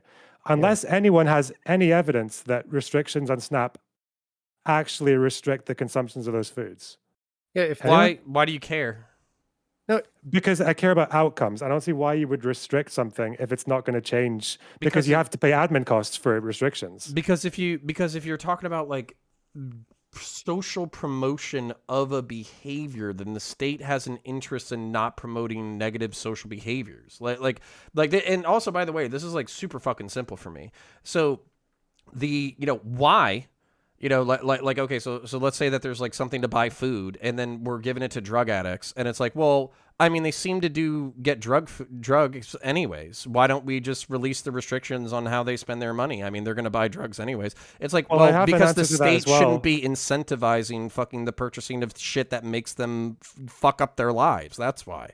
Well, there's actually just so happens to be research for that as well, because it seems to be the case that when you replace these things with, like, whether it's like Snap and all that, with just direct cash transfer programs, and there's lots of research on this where you can go from Colombia to Indonesia, Namibia, Kenya, Barcelona, lots, Canada.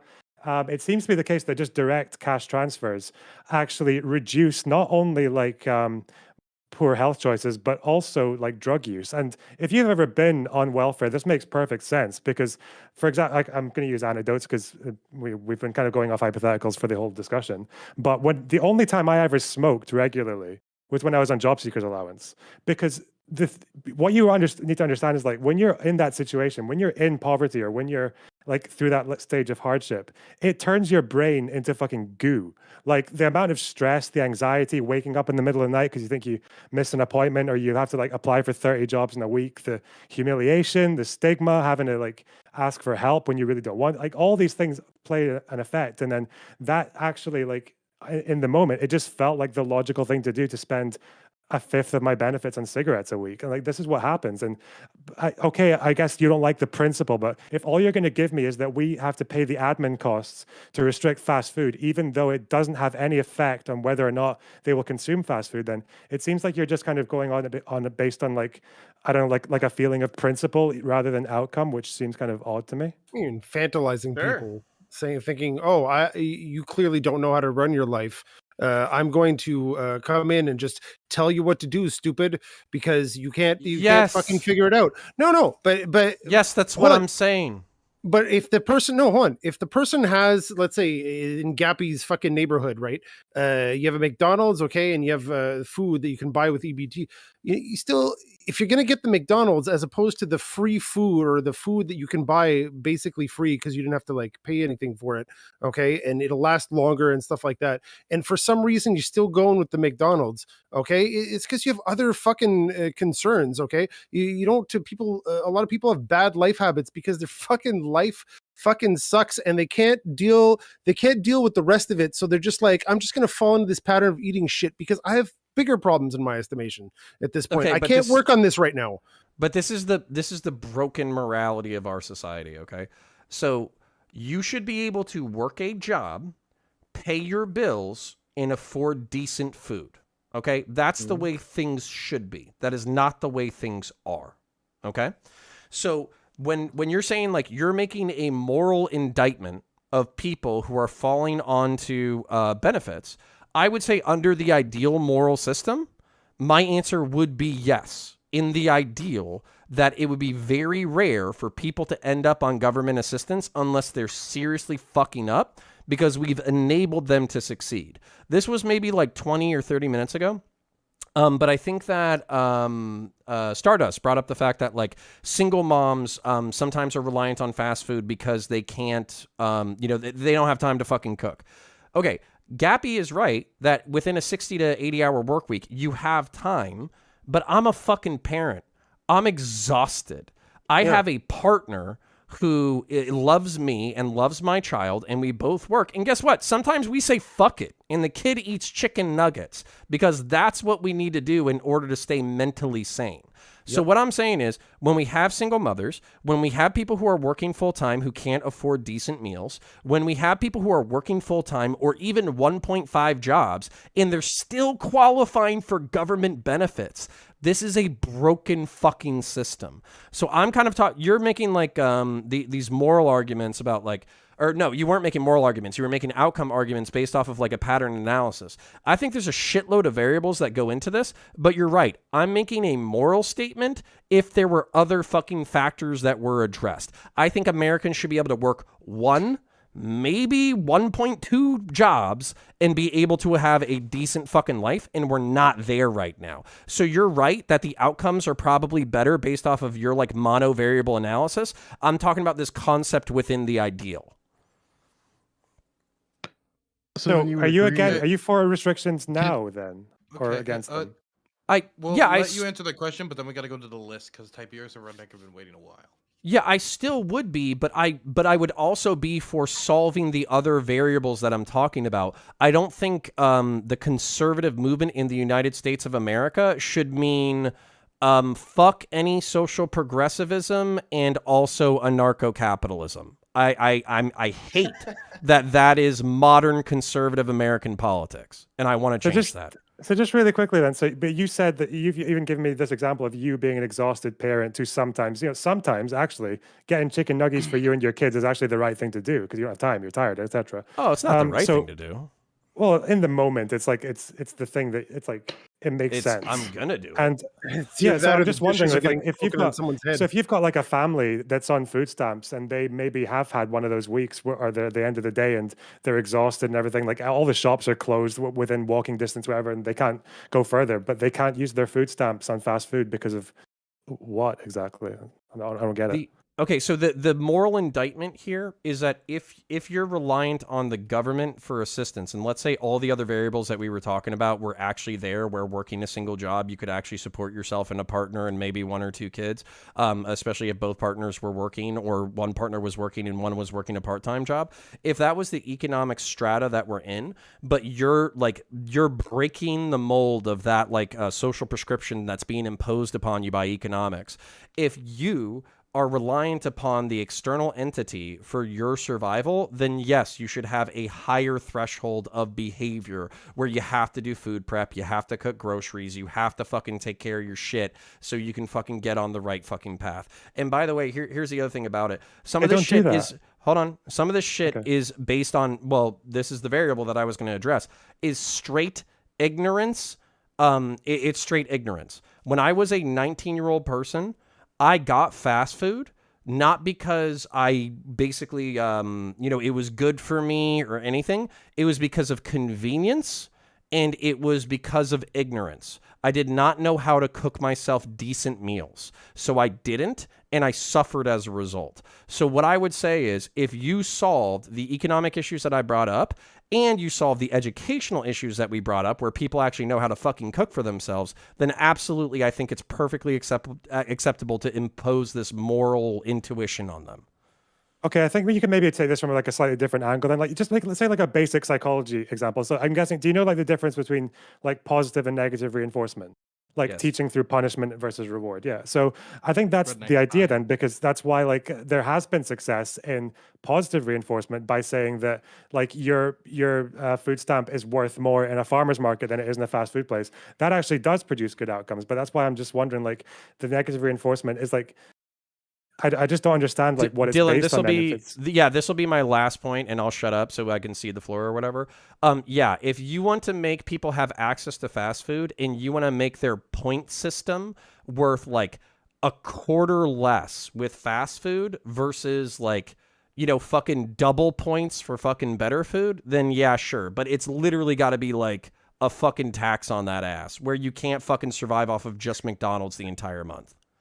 So you are just kind of like morally bound to the tough love kind of approach, aren't you? Yes, I am. Regardless of whether it helps or not. Well, I think there's plenty of other things we can solve, and I'll keep my word and shut up. I like you. I like you too. I'll throw it over to Tiberius and then Redneck and Gappy. Sadly, it'll just have to be an ending statement because we have to wrap this topic up. Okay. Yeah. So I've got 2 things. The first thing is, Connor, I love that we can be on the same panel to back each other up because we're good buddies like that. But fuck you! Stop stealing 90% of what I gotta say.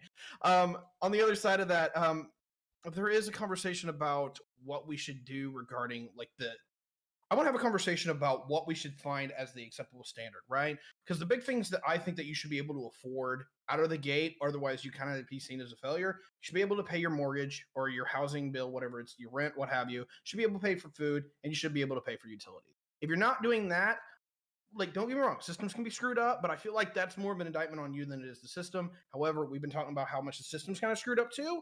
That's kind of the whole conversation of this. That's the bare minimum. I will literally go 100% behind pre-K through post-grad education. I will literally do socialized healthcare. But when people are like, oh yeah, we got to make sure that everyone's fed and they can't do it, I'm like, fuck. I think somebody goofed. So at least on that one, I want to have a conversation on the outlines of what we expect people to actually take care of themselves. Redneck's up. Yeah, it's your turn, Redneck. So y'all might want to hit the record button because this is going to be a little bit long-winded, but it's because I don't really want to talk about the EBT program or what procedures, policies. I want us to actually just step back and pull ourselves out of it for a second and address the global and down to the local issue.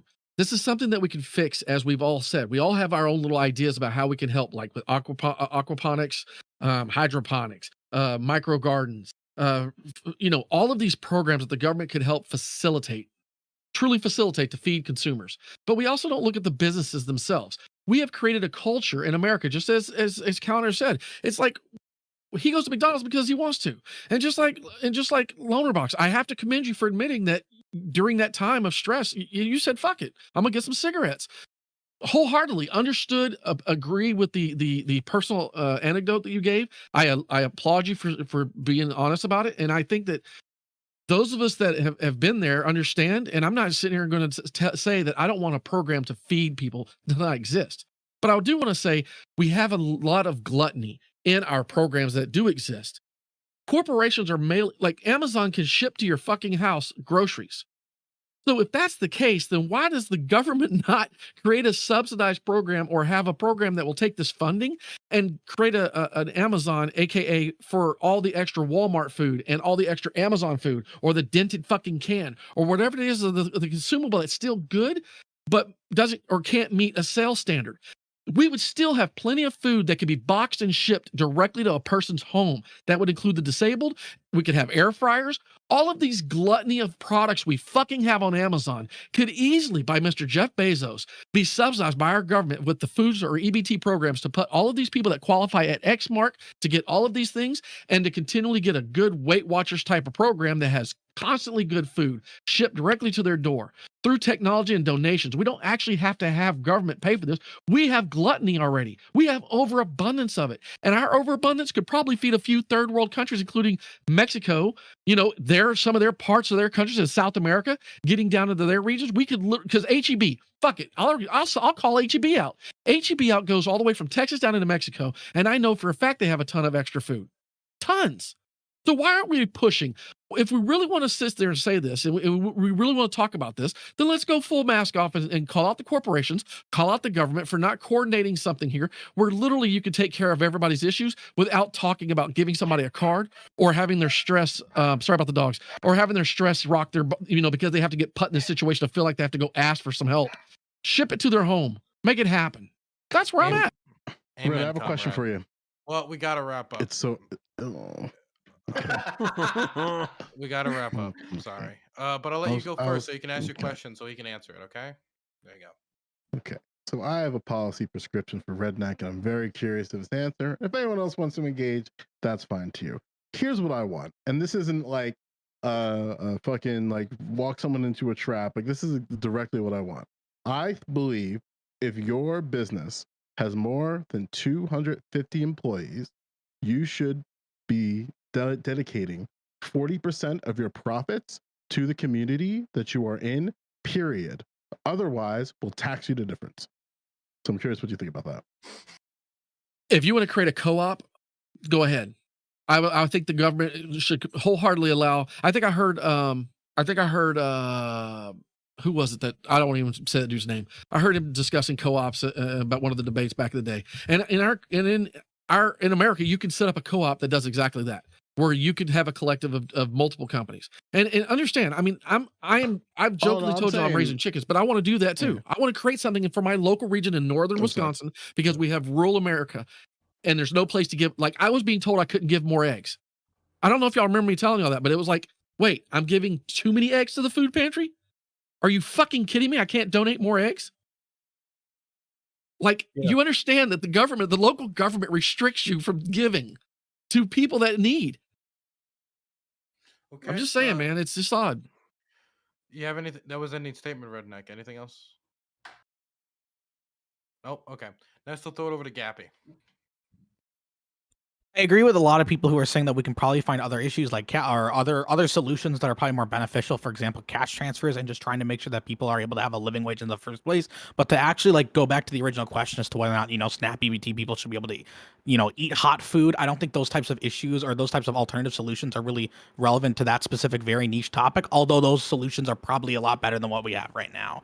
I think there's a big difference between the individual and the state, right? Because I used to work those 60 to 80-hour work weeks doing convention running and field organizing. And yeah, there are times where you're like, fuck it, yeah, I'm just gonna go get some McDonald's or whatever. But I think there's a difference between the individual's responsibility there versus the state's responsibility as to what they ought to encourage and what they ought to disincentivize. For example, trying to disincentivize like alcohol or drunk driving, for example, through like a tax. Although we can argue the efficacy of it, I think there is a moral obligation for the state that the individual might not have at that specific time.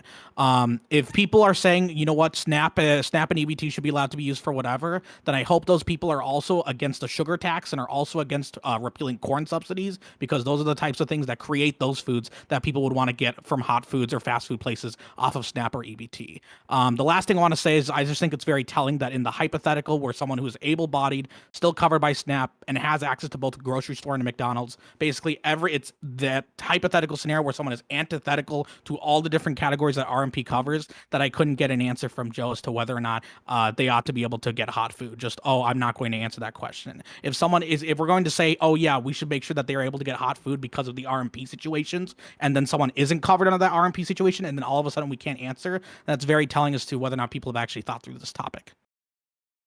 Okay, next I'm going to throw it over to Stardust. Yeah, I think I don't know.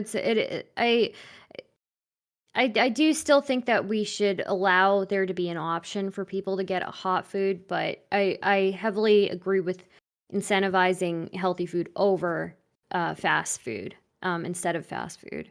It's just like we were talking about with people who are disabled, they're going to need it. And like Counterpoints is saying, there are going to be nights where a parent just doesn't have the energy, especially if they're working a lot and they're a single parent. So I think it should be an option for people who really do need it. But yeah, it's going to be like, I guess, complicated to figure out like how we coordinate that. So yeah. Okay, next we'll throw it over to Tiberius. Yeah, so 2 points real quick. The closing point regarding should this be done, I just largely going to say I don't think it matters. And it sucks because I think it helps some people, don't get me wrong. Like, we talked about the elders and how they can't really cook for themselves or they've kind of lost the ability. So that can absolutely help them. So I don't want to dissuade from that, but I think it misses the grander scope of the issue, which is the quality of food that we eat overall. And I addressed that pretty well in the whole conversation. So I'm not going to relitigate that. The other side, or the other comment that I wanted to hit is that I punched right on the last one. I'm tired of folks doing the wrong thing and not maintaining to a standard. I'm going to punch left on this one. I'm tired of having this conversation where no one can be held to a standard. Why is it that we can't say, hey, look, you know what? I blew my food budget by $200 this month. I did. That was my fuck up. And now I have to fix it. And I'm so tired of dealing with my left-wing friends where there is no standard ever. And we can't hold people to a standard. I'm done. Okay, I'm gonna throw it over to Montreal. Yeah, just again, I think the best way to I don't know what people's problems are, but having options is the best way to solve them if you're so inclined. The thing that gives people most options is cash. I mean, look, if it's just going to displace your food spending anyways, it's just like cash with an extra step. I mean, it's really that simple. I mean, it's just telling people, oh, you have this much thing and this is what you have to eat or something like that. You're not addressing my problem. You don't know what my problem is. You think I mean, if I'm this person, right?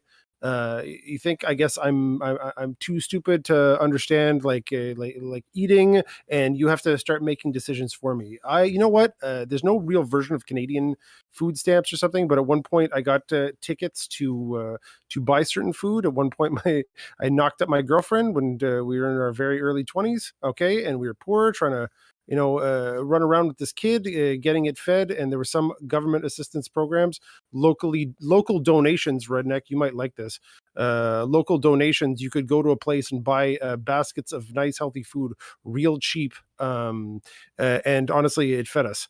Other than that, stickers for milk and stuff like that, it's nice. It's nice, but you know what? Cash would have been just as nice. I would have spent it on exactly the same things.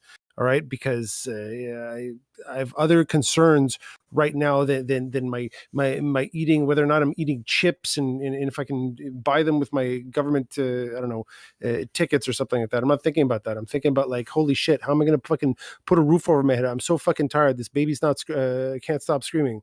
Okay, like oh, do I have to murder this guy to get some pay today? Like seriously, you have to make these choices.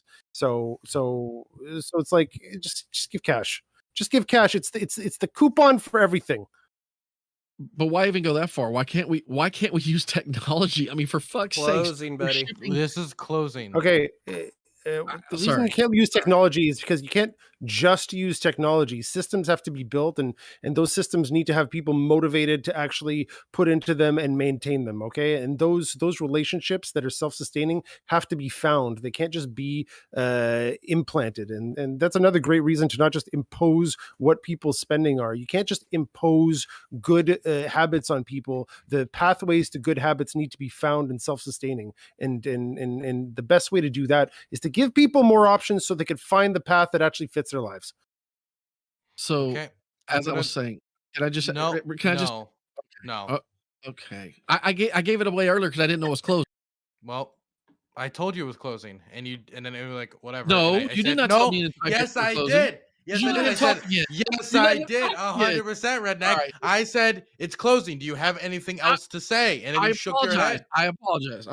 It's fine. It's Okay. fine. It's fine. I thought I had one of the craziest takes though, and nobody addressed it. And I'm just sitting there going, for fuck's sakes. Well, I'm sorry you're we're not the dancing center of around? attention. It's not that Okay, crazy. we're gonna move on now. We're gonna throw It's it over not that. to Loner. Yeah, I'm a well-behaved guy, and yeah, like maybe I'll be a bit anecdotal, but like I didn't get off welfare because of tough love. Like I got out of it through a support network, and also living in a country that generally takes care of its people, like, and where haggis is legal, you freedom-hating fucks. But like I think the way to do this is to treat people like adults. There's a time for tough love, I'm sure there is, but it doesn't seem to be very useful when it comes from the state. In fact, it can probably have an adverse effect. Like it seems to be the case all over that these traditional welfare states are just completely out of date. It seems to be that the results are much more attractive when you just give people unconditional, no strings attached cash transfers. They just seem to work better. So, I mean, I think food stamp restrictions, you're just adding admin costs for the sake of what? Just so you can feel like you're patting them on the head and telling them to work harder and shit. But yeah, I prefer outcomes. Poverty is a pretty horrible thing, and the sooner people get out of it, the better. Okay, I'm going to now throw it over to Tiberius. I already made my closing. Oh, you already made your statement? Gappy, have you made your closing statement? I think it's just me, buddy. Yeah, I did. Oh, sadly, okay. That's just you, Connor.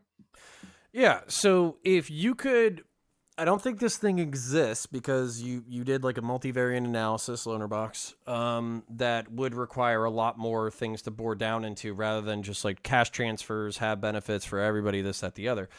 If it could be proven from a utilitarian standpoint that cash transfers to poor folk who need assistance with food or whatever literally is cheaper than the administrative cost to make sure that they make good choices, I'm fucking down. Fuck it. Let's be results oriented. All right. Let's throw some gas on the fire and maybe the fire will burn for less time.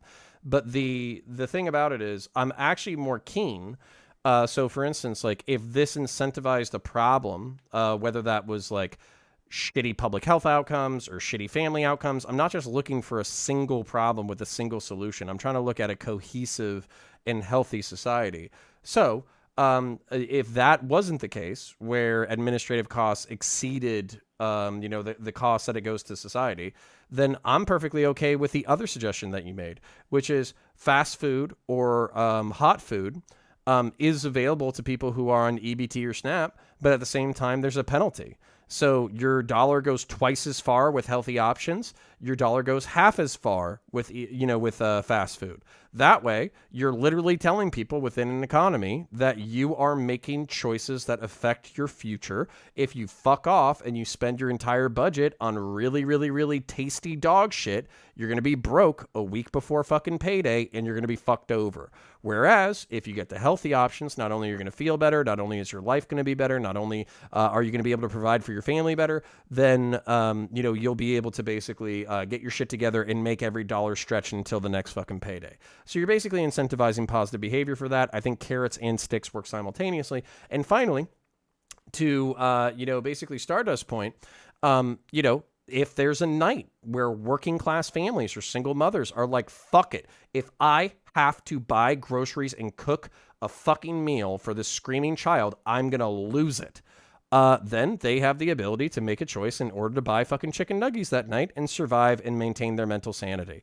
So I think I'm a policy fucking genius, and I can't wait for the federal government to give me a call so we can start implementing my vision. Okay, now we're gonna go into the last topic of the night, and I just want to say to chat, yes, I saw that that Hassan bought a Porsche, $200,000. Motherfucker.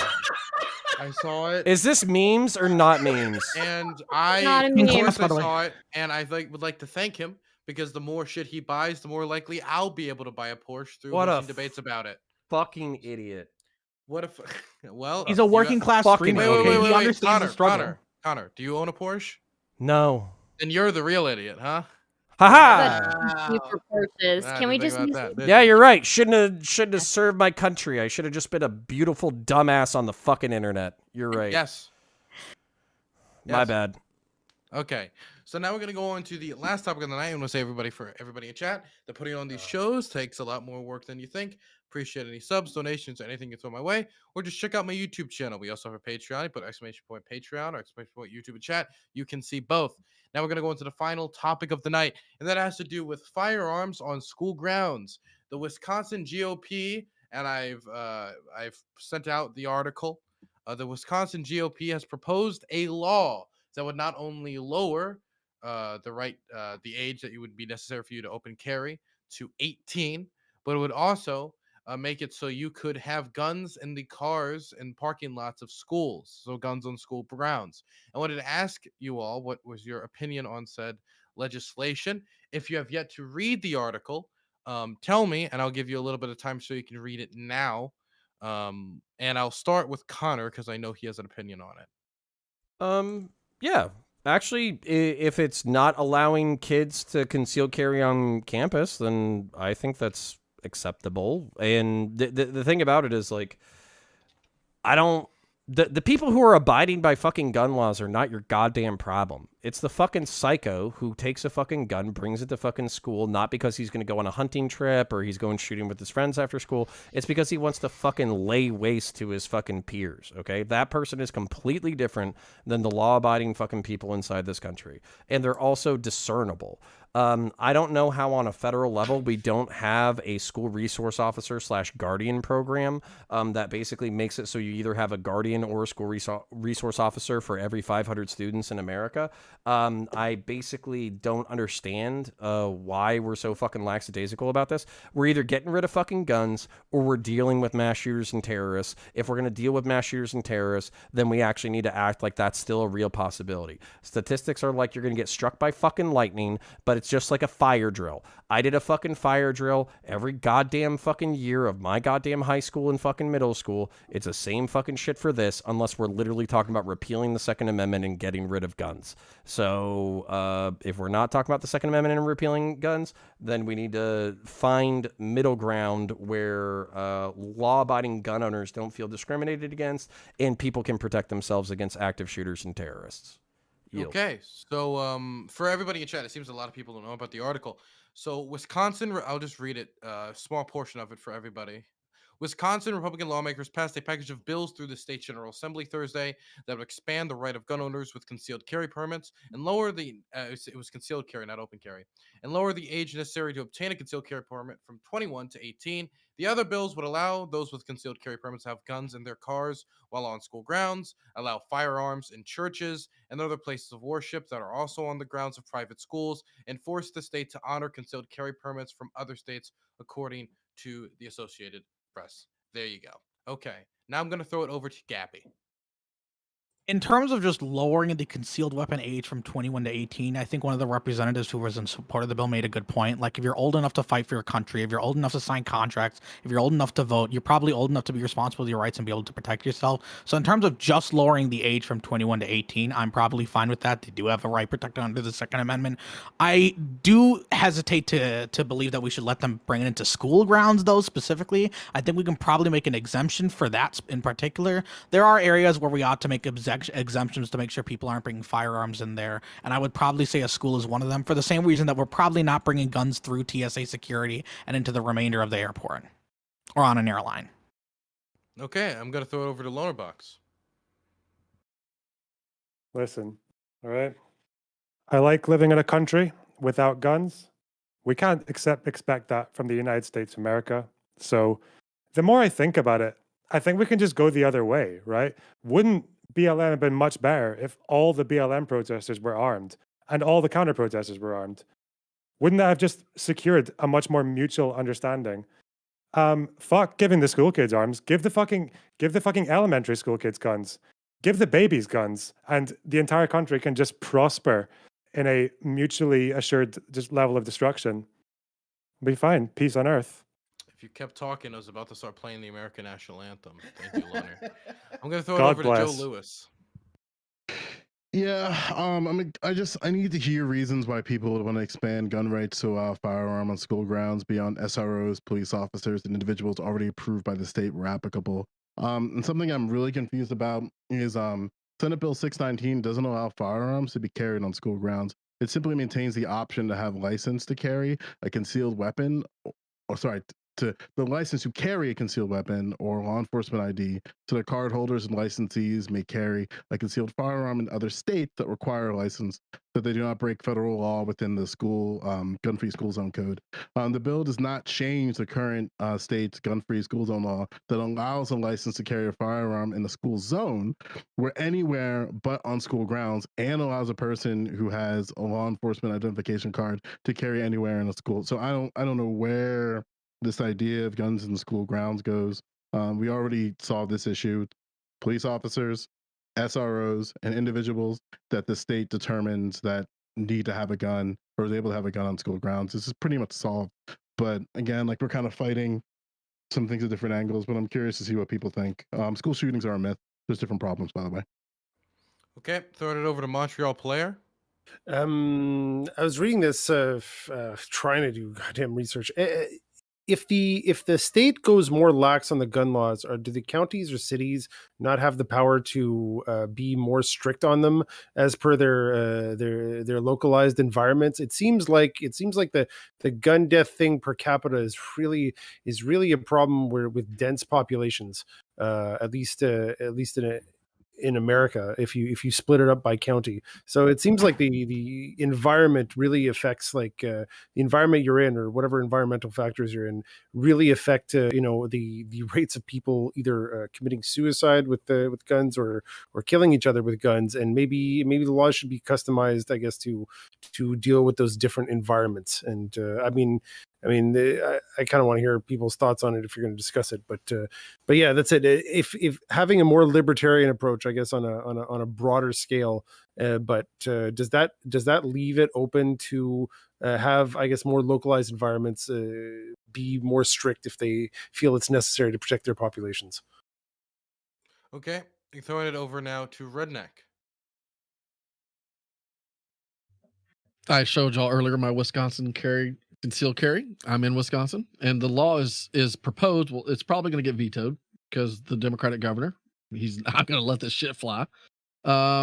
So I don't think you guys that aren't agreeing with this need to worry about it. But basically, the state of Wisconsin was just trying to get the legal age, because they clearly stated anybody 18. that's still attending school or attending school should have the same concealed carry right that other concealed carries have in the state to make it legit. And it also applied towards churches, any public venue, in all factors. When it comes to the meme that Loner tried to do, you guys are hot micing, Dylan, or somebody.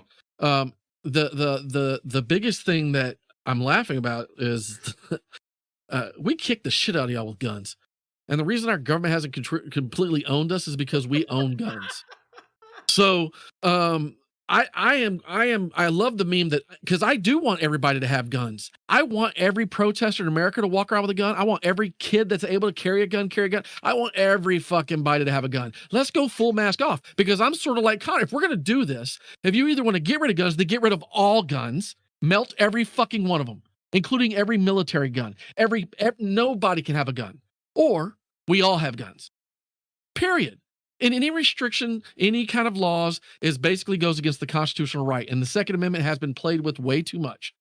So your beliefs about what our constitutional right is from a British and a Canadian standpoint, I could give two fucks less about. Just being honest, the zero stop I don't give a fuck what y'all say, because it doesn't matter. Our constitution was written based off of kicking shitheads like y'all. That's it. Hey, my boys over at India didn't need guns to stop the British. Okay, throwing over to Stardust. Didn't y'all though? You talking about the Sikhs that were pretty good Can at we fighting stop? with swords and Can we stop, please? Stardust. Yeah. So I don't think that I don't think that taking anybody's guns away is going to do anything. I think it's just guns are so ingrained in American culture, and I really don't care to take them away. I just don't give a fuck. But I do. I don't know. I don't find a problem with people at 18 being allowed to conceal carry. I do have some issues though with it being in a school area. It just seems like not a good idea. Students in high school are not notoriously known for making the best decisions, especially when they're around their peers. And I just think that, yeah, that's just it's not a good idea. Okay, I'm gonna throw it over to Tiberius. Yeah, so about a year ago, or one of the times I was on this panel, I've actually advocated that I want the voting age to go back to 21. So this is absolutely a step in the wrong direction, and for my look, guys, I am a concealed carrier here in here in Indiana. Excuse me, I can't talk. I own a 92 Beretta 92A1. Like, I like my guns. I think it's great. But again, on the other side of that is that if you don't have a responsibility with the rights that you have, you're going to lose them. And this is one of the things that just screams to me that the right wants to start a fight that they're going to lose. You can't tell parents, yeah, I want guns in fucking schools. They're not going to go for that. They will vote against you. I don't know where people are getting this idea that this is a politically adept. On the other side of that is that at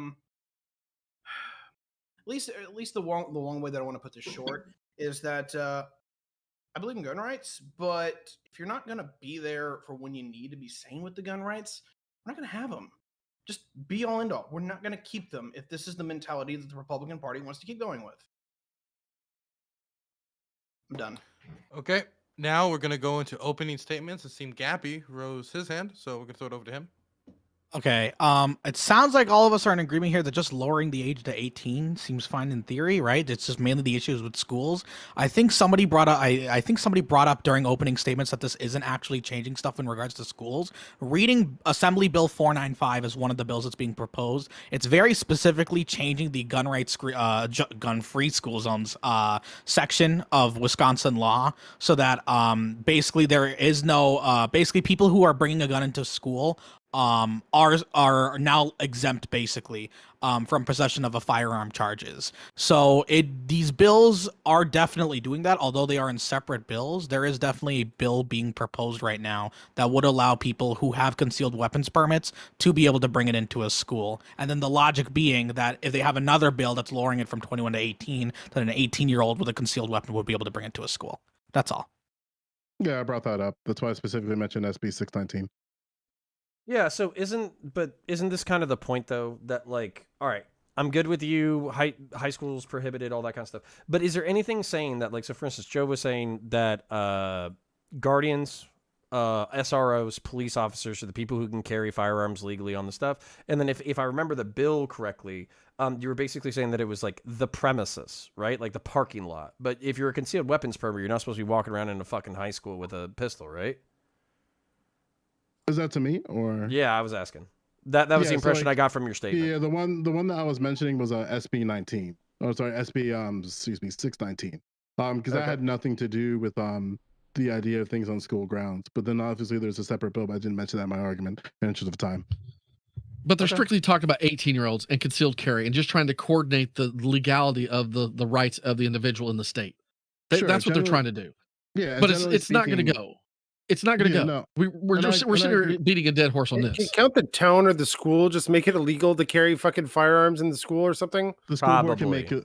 The school board can make a regulation. Yeah. Aren't there resources like so you just kind of make the rules lax at the top, and then you give people the leeway to clamp it down as much as they want, as per their environments. The biggest problem that maybe. Oh, sorry. Go for it, Star. Good. Well, what do you guys think about everybody being able to own a nuke? No. Why not? Why not? If you want to go mask off, if you want to go mask off and go the meme, go the meme. Because there's jihadists that would just commit suicide and fucking kill us all. Hey, or nihilists. Do you know how many suitcase and emasculated? Do you know how many suitcase nukes got out of Russia when it broke apart back in the 90s? Yeah, well, look, I'm totally fine with everybody owning guns. I'm just asking, like, if we had a feasible way for everybody to own nukes, like, what would you No. I think the argument against that would be that there's a degree of, like, the idea of a gun is that it's for self-protection, right? You should be able to protect yourself using a gun.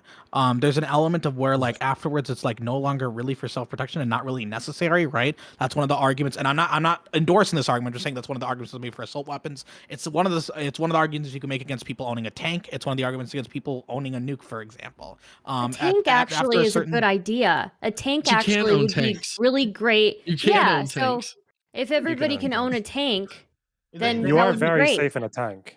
I would feel safe as fuck in a tank, dude. I can't wait for the M1s to come up on our So I don't have any desire to own a gun. I don't have any desire to own a nuke. Okay. But a tank, a fucking M1 tank with crypto. Gappy has awakened a new want in me. This is such a filibuster.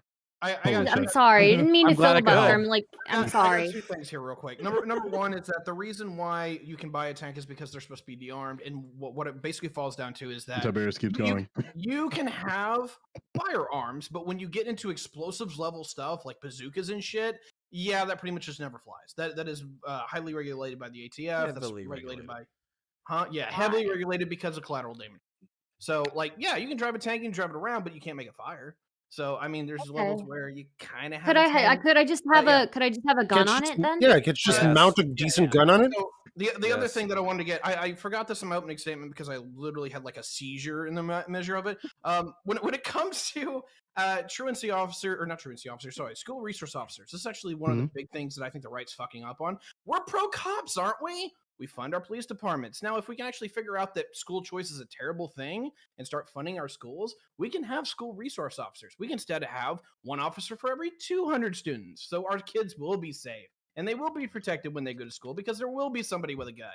But for some reason, no, we want to take our money and we want to jump it somewhere else. I just understand. This is a cultural problem, though. You guys do realize that when me and Connor went to school, there was guns in the back of the racks of the fucking cars.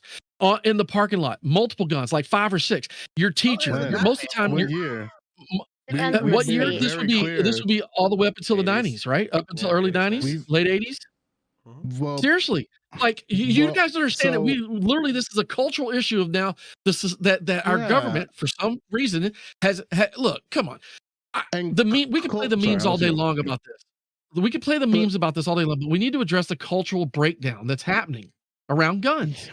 I agree with that, but culturally, it seems to be a trend that people are getting shot in parking lots in schools.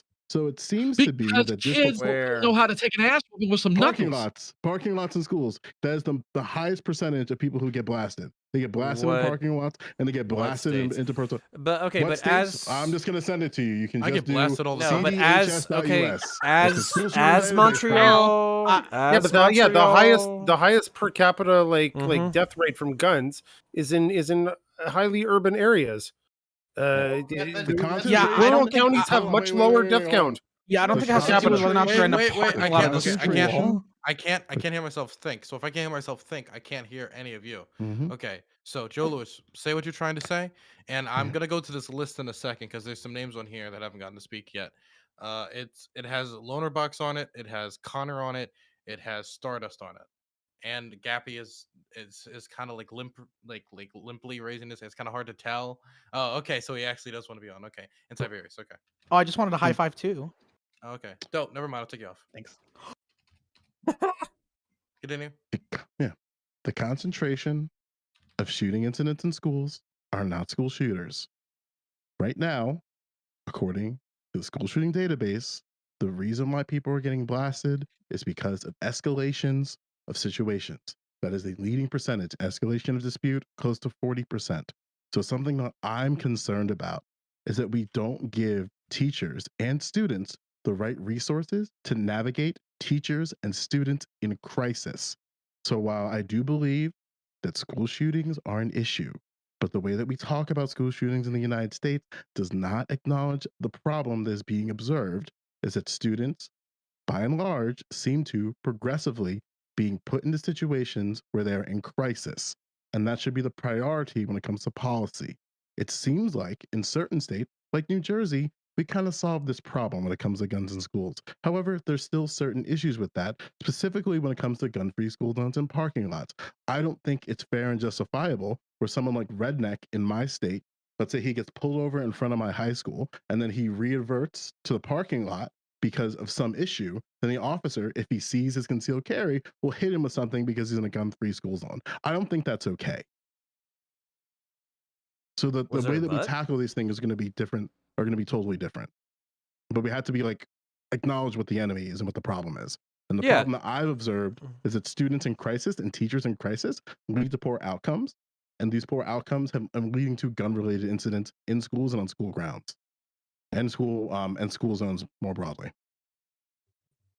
Okay. I think it's targeted fair to regionalize these things. So, for instance, if you're in the country or whatever, I think it's perfectly fine to say, hey, we have a different culture. People have, bolt-action rifles in their trucks or whatever. They leave them in the parking lot based off of this law, et cetera, et cetera, et cetera. Versus, like, if I was in downtown Manhattan, maybe somebody having an AR-15 in their Suzuki isn't the best thing. I think it's perfectly fine to regionalize these issues. Yeah, I agree. Because like the way that you tackle school shooting in New Jersey is going to be totally different than you handle it in say Wisconsin. Like for example, we have a problem with safety at sporting events, and that's not has anything to do with school shootings. That's the issue right now is that kids are getting bullied and harassed within the confines of school grounds outside of the eye of sight of teachers and other administrative staff. So you'll have a kid get bullied relentlessly at a football game, and that never gets in the sight of eyes, and then dealing with HIB and stuff like that ends up just being hearsay.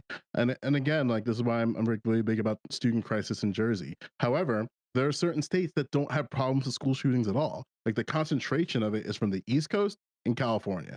That's the entire overwhelming concentration of school shootings. And even then, they are not active shooter incidents.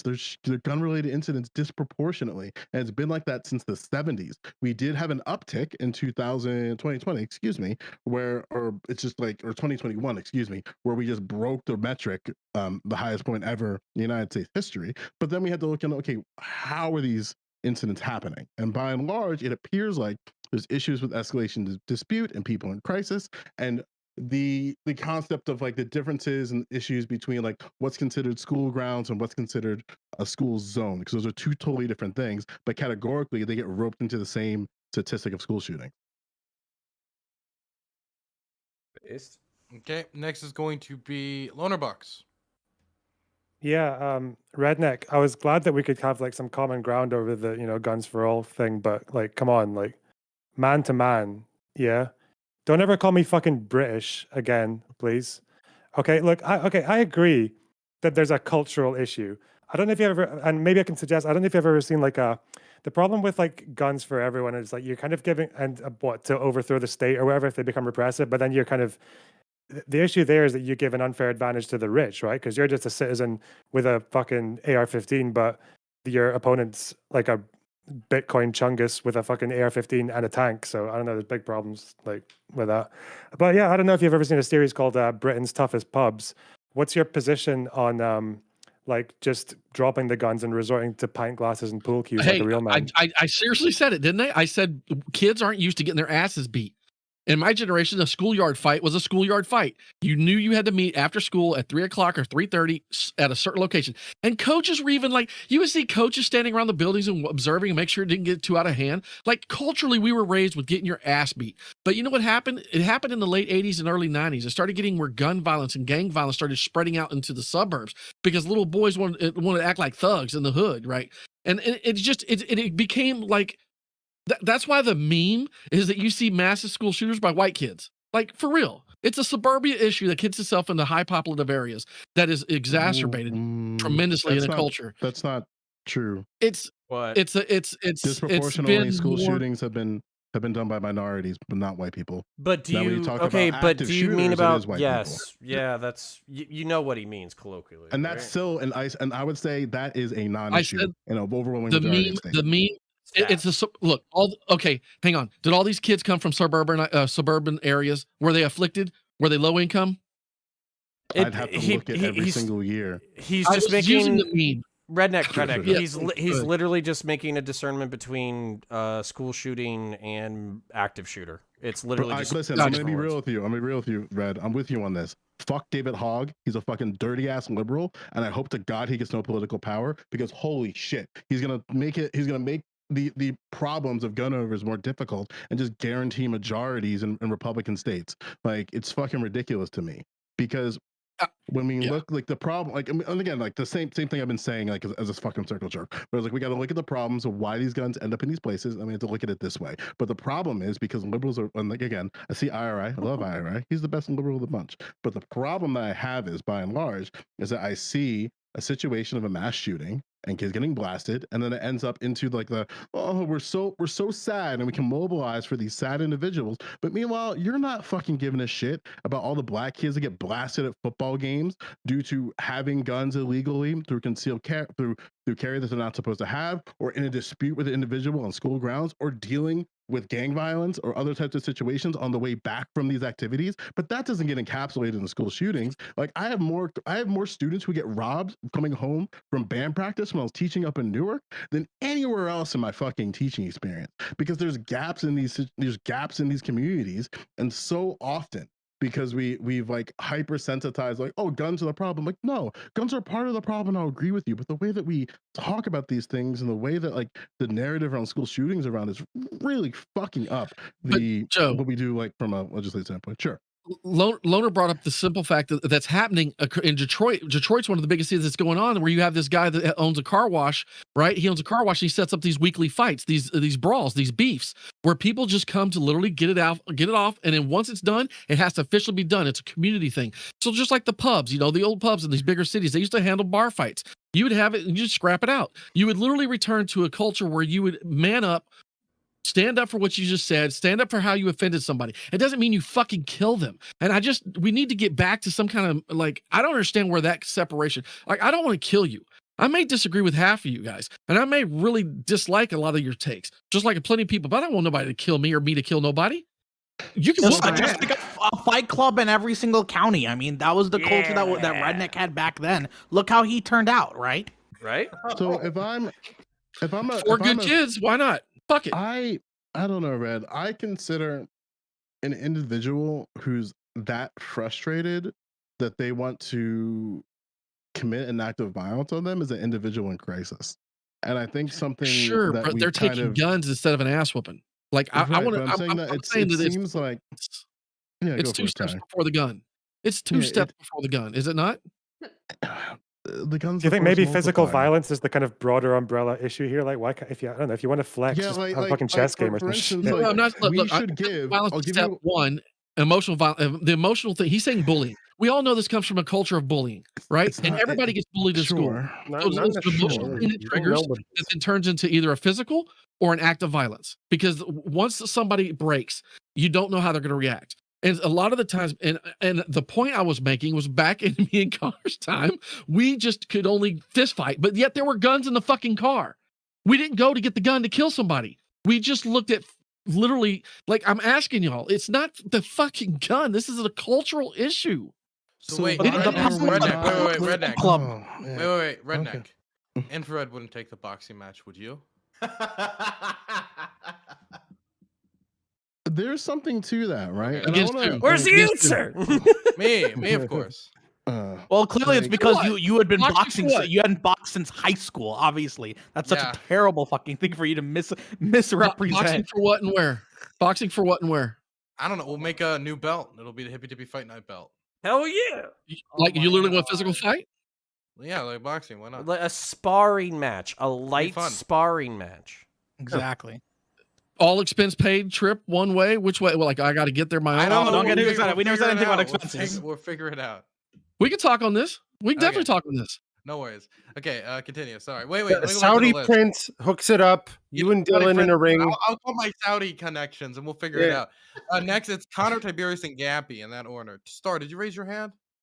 I did, but you know what? I don't even remember now what I was gonna say. So Okay. yeah, I bet it was extremely intelligent, though. thank you. I it appreciate was. that. Okay. So Connor. the, About tanks. yeah, so so basically I think we can attack this from multiple fronts. And one of them would be, for instance, like, I'm always worried about concussions. I don't want my son to play football or do boxing in high school. But I would okay with him doing like a grappling sport, like Brazilian Jiu-Jitsu or something like that, because the incidence of injury is significantly lower. Teaching young men to basically identify conflict resolution or martial arts or something like that, or to do like friendly sparring matches. I think these are all things that we can reintroduce into our culture that would be healthy and maybe be pressure release valves for interpersonal violence. And I'm perfectly for every single one of these. Yeah, sorry, buddy. So I'm perfect. So I'm perfectly okay with. Hold on, Joe. I love Yeah, you, you but go. let me rant. I got to Yeah. rant. Okay. You got So basically, I'm perfectly okay with all these pressure release valves. But then also, to Redneck's point, some of this shit is like, some of this is out of the bag, and some of this is very regional. I would not attack gun violence or street violence in Camden, New Jersey, the same way I would in Deadwood, Nebraska. You know, like it's a completely different conversation. It's a completely different culture. And so for me, when it comes to the gun thing specifically, like what's bringing this all up is I think Joe's right that liberals suck at having conversations around violence and how to address it. And if we actually want to address school shootings separate from active shootings, and if we want to address active shootings separately from every other kind of violence, then we have to be intelligent with our words. All right. Am I next? Yes. Okay, cool. Yeah, so Connor took about half of it. Fuck you, buddy. But there's something that I really do want to underline that he didn't quite hit on. What Redneck in his generation used to do, my father is very much the same way, is that was a coping technique. You may sound barbaric, it might sound ridiculous, but it was a coping technique for people to blow off steam, to go through whatever emotional distress that they're going through, where they beat the hell out of each other. It's weird, but like I've done it before. It's a thing. What I actually want to see is that, look, I don't think we can reinvent the wheel or go back to where we are. I want to go in a different direction. I do want coping techniques within schools, and particularly I want to treat martial arts and self-discipline defense in schools. I actually want to see that. I want people to know how to handle their physical self, to be trained and disciplined in mind and body, and to actively know how to handle those kind of situations, because a lot of people don't. It's to their own detriment. And one of the biggest reasons that I think most people bring a gun into the conversation or into the fight is because they do not feel that competent in their martial abilities to handle a fight. Wasn't that the case have- with? Oh, go on. Yeah, I have concerns where everybody's pretty much saying the same thing that I'm saying, but just in different ways. Like Probably. but like, I can elaborate on this a bit, right? We understand that everybody is going to have different coping mechanisms and how they deal with that, and we ought to have students explore that better in schools. I'm 100% for that. Is why I brought up the concept of students in crisis. However, something that I think is important is that we need to make sure we have a wide variety of different ways that students can handle crisis and crisis intervention, so that they don't use the very coping mechanisms and the things that they use separate. For example, like boxing, um, jujitsu, fencing, and other things as a tool to protect themselves in school settings, when predominantly it's used for de-escalation. So something that I think students need to know more about, because they don't teach it and they don't teach this in schools. Like, unless you like, I'd be hard pressed to find someone where they had some type of session every single year to talk about de-escalation. Like, how do you de-escalate a situation when it's between a student to a student? And that's like from the student level. So how does one student deal with de-escalation from another student? How do students do de-escalation of teachers? One of the things that I think is absolutely disgusting is that we see time and time again on TikTok of teachers screaming at other students, and then all the students are frozen. That to me is disgusting and a failure of the system. Students should have the tools to de-escalate their own, students have the tools to de-escalate their own teachers when they experience moments of crisis and start screaming at a kid in a classroom.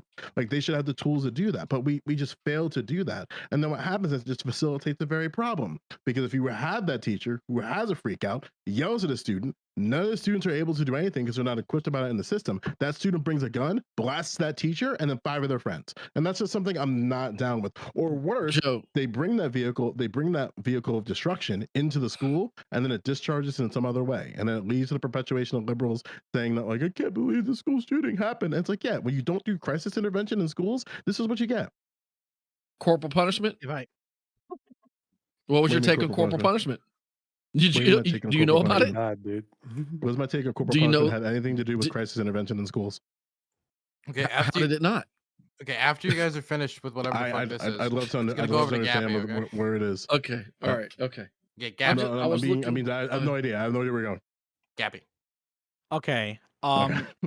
I think everyone here is in agreement that the issues that schools are currently facing is not literally purely due to guns, right? There's a lot of kids have a lot of different shit that they're learning and that they're dealing with, right? And I mean, it's not just exclusive to school shootings. I mean, not to continue on this TikTok example, but like think about that like devious lick trend that happened a long while ago where people were literally just like stealing shit from teachers and stealing shit from the bathroom or whatever just to be cool and, you know, get clout or whatever. Kids are learning, okay? I don't want to say they're dumb, but they're learning, okay? So there are definitely lots of different ways, not just literal fight clubs or just providing boxing to kids. There are many different ways that we can intervene. Having more counselors and mental health professionals available, actually having check-ins with these kids. There's a lot of things that we can do, especially in public schools that aren't able to be done right now due to the lack of funding. Now, what we definitely shouldn't do is allow 18-year-olds to bring firearms into school, because I'm not really sure how any of that is going to help with any sort of de-escalation of the situations that were brought up. And I given how rare and far and few between those actual like active shooter scenarios might be, I'm not really sure if these 18-year-olds really need to bring a concealed gun to a school in particular. I might be able to understand how they're right in like other places, but specifically in a school, I don't think so. Okay. Wait, Red, did you say you said corporal punishment, not cooperation punishment, right? Yeah, he wants to spank. Fuck, I Oh, can't you stand can do cooperation that. Who punishment. Wait, No, wait, I mean, Red, I you think- can- I mean, wait, I wait, think- wait, I Red, think- Red. Force you can to legally room and do try to that in the work with United people. States. Ugh. It's legal in Say again? 48 states. It's legal in your state. In private schools, No, corporal punishment is no, legal. but it's illegal. not practiced illegal in anymore. only- It's not practiced No, it's anymore. practiced in private schools. It's practiced you in can private legally, schools. You can In legally private hit your schools. kid. Yes, you can Sure. legally hit your kids in private schools, and Republicans But support in public school choice schools, that and used to private school exist too. vouchers. And so I'm saying, do you think? I mean, again, to me, here's my issue. When we start talking about anything with guns, anything, Sure. Yeah.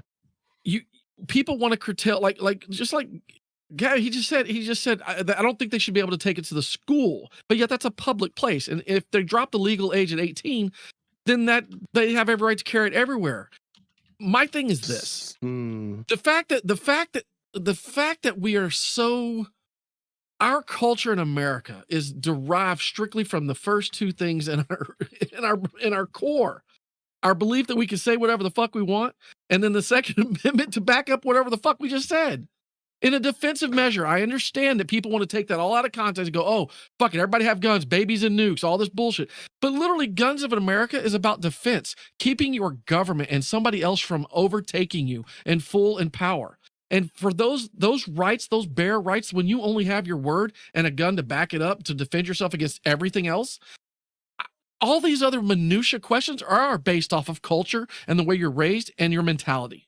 And I think that we just want to keep whittling down that these core rights as Americans is why we are the most looked and sought after nation in the world. Everybody wants to be us because of these two things. I just want to make it clear that corporal punishment in schools in particular is definitely not going to be it, Chief. Like, again, kids are growing, kids are learning. The last thing we want to do is to spank these kids, to beat up these kids potentially, to have any sort of cruel and unusual punishment to these kids while they're trying to learn and mature and grow, right? And we're Right. talking about trying to make sure that kids are able to, you know, deal with their issues and, you know, deal with any sort of trauma or any sort of things that they're learning as they're growing up socially, intellectually, and just maturing overall. The last thing we needed to do is to start spanking them, to start sending them to prison over like very trivial matters, to start like beating them up, which is legal in some states and private schools, and of course, for anyone who's familiar with like the troubled teen industry, any sort of private boarding, any sort of like boarding school for like troubled teens or whatever, that type of corporal punishment is very rampant, and it's been shown demonstrably so from those schools that it just does not work. Beating kids up does not somehow beat the bad behaviors out of them. It just creates a different form of trauma. Whether you look at Elan School, whether you look at any of the other schools that have tried this program. Red, how would you navigate the procedures around 18-year-olds with concealed carry in a school? Make it It's legal at the school or in the town. I mean, it's already they're legal in the state of Wisconsin. They're talking about lowering the age for your concealed carry. So that means the Yes. schools they would carry it to. You would have a few high schools in there because of late age kids, late school starters. They, you know, like my son, he's graduating this year. He's 18 already. Sure. But I mean, would he? Like the school itself has a sign on it, you know. I mean, like I have a concealed carry. I could actually do it if I want to push the buttons, but I don't. Like, you know what I'm saying? This is what I'm saying is we're talking about things that are, or for me, it's not the gun. We should be talking about the morality and or the actual problems, the mental health or mentality around it. Because we're talking about worried about somebody shooting the place up, but we don't address why that's happening. And you just want to say prevent the gun and remove it from coming, but yet it still happens. So we I'm not consider it to saying always prevent the blame the gun, but it's the actual people in the place and the problem that got there. That's all I'm asking about. But that's not really answering my question, right? Let's say Stardust is How do you 18. navigate it? You let them walk in. She's Yes, but able to go to the school. But do you think, okay, so like I'm gonna switch this up a little bit. So Stardust is 18. She has a concealed carry permit, and she's going in as a high school senior into school. Do you think she would feel comfortable if there was a sign on the front of the building saying that there are some students with concealed carry who potentially might have a gun? Do you think that creates a safe environment for Star No, because to the carry school her board firearm still or will people in have the a. school? The school board itself will have a sign because the school board has a right to say, "Hey, we, you know," because there's a sign on our school right now that says it. No concealed carry, no weapons on premises.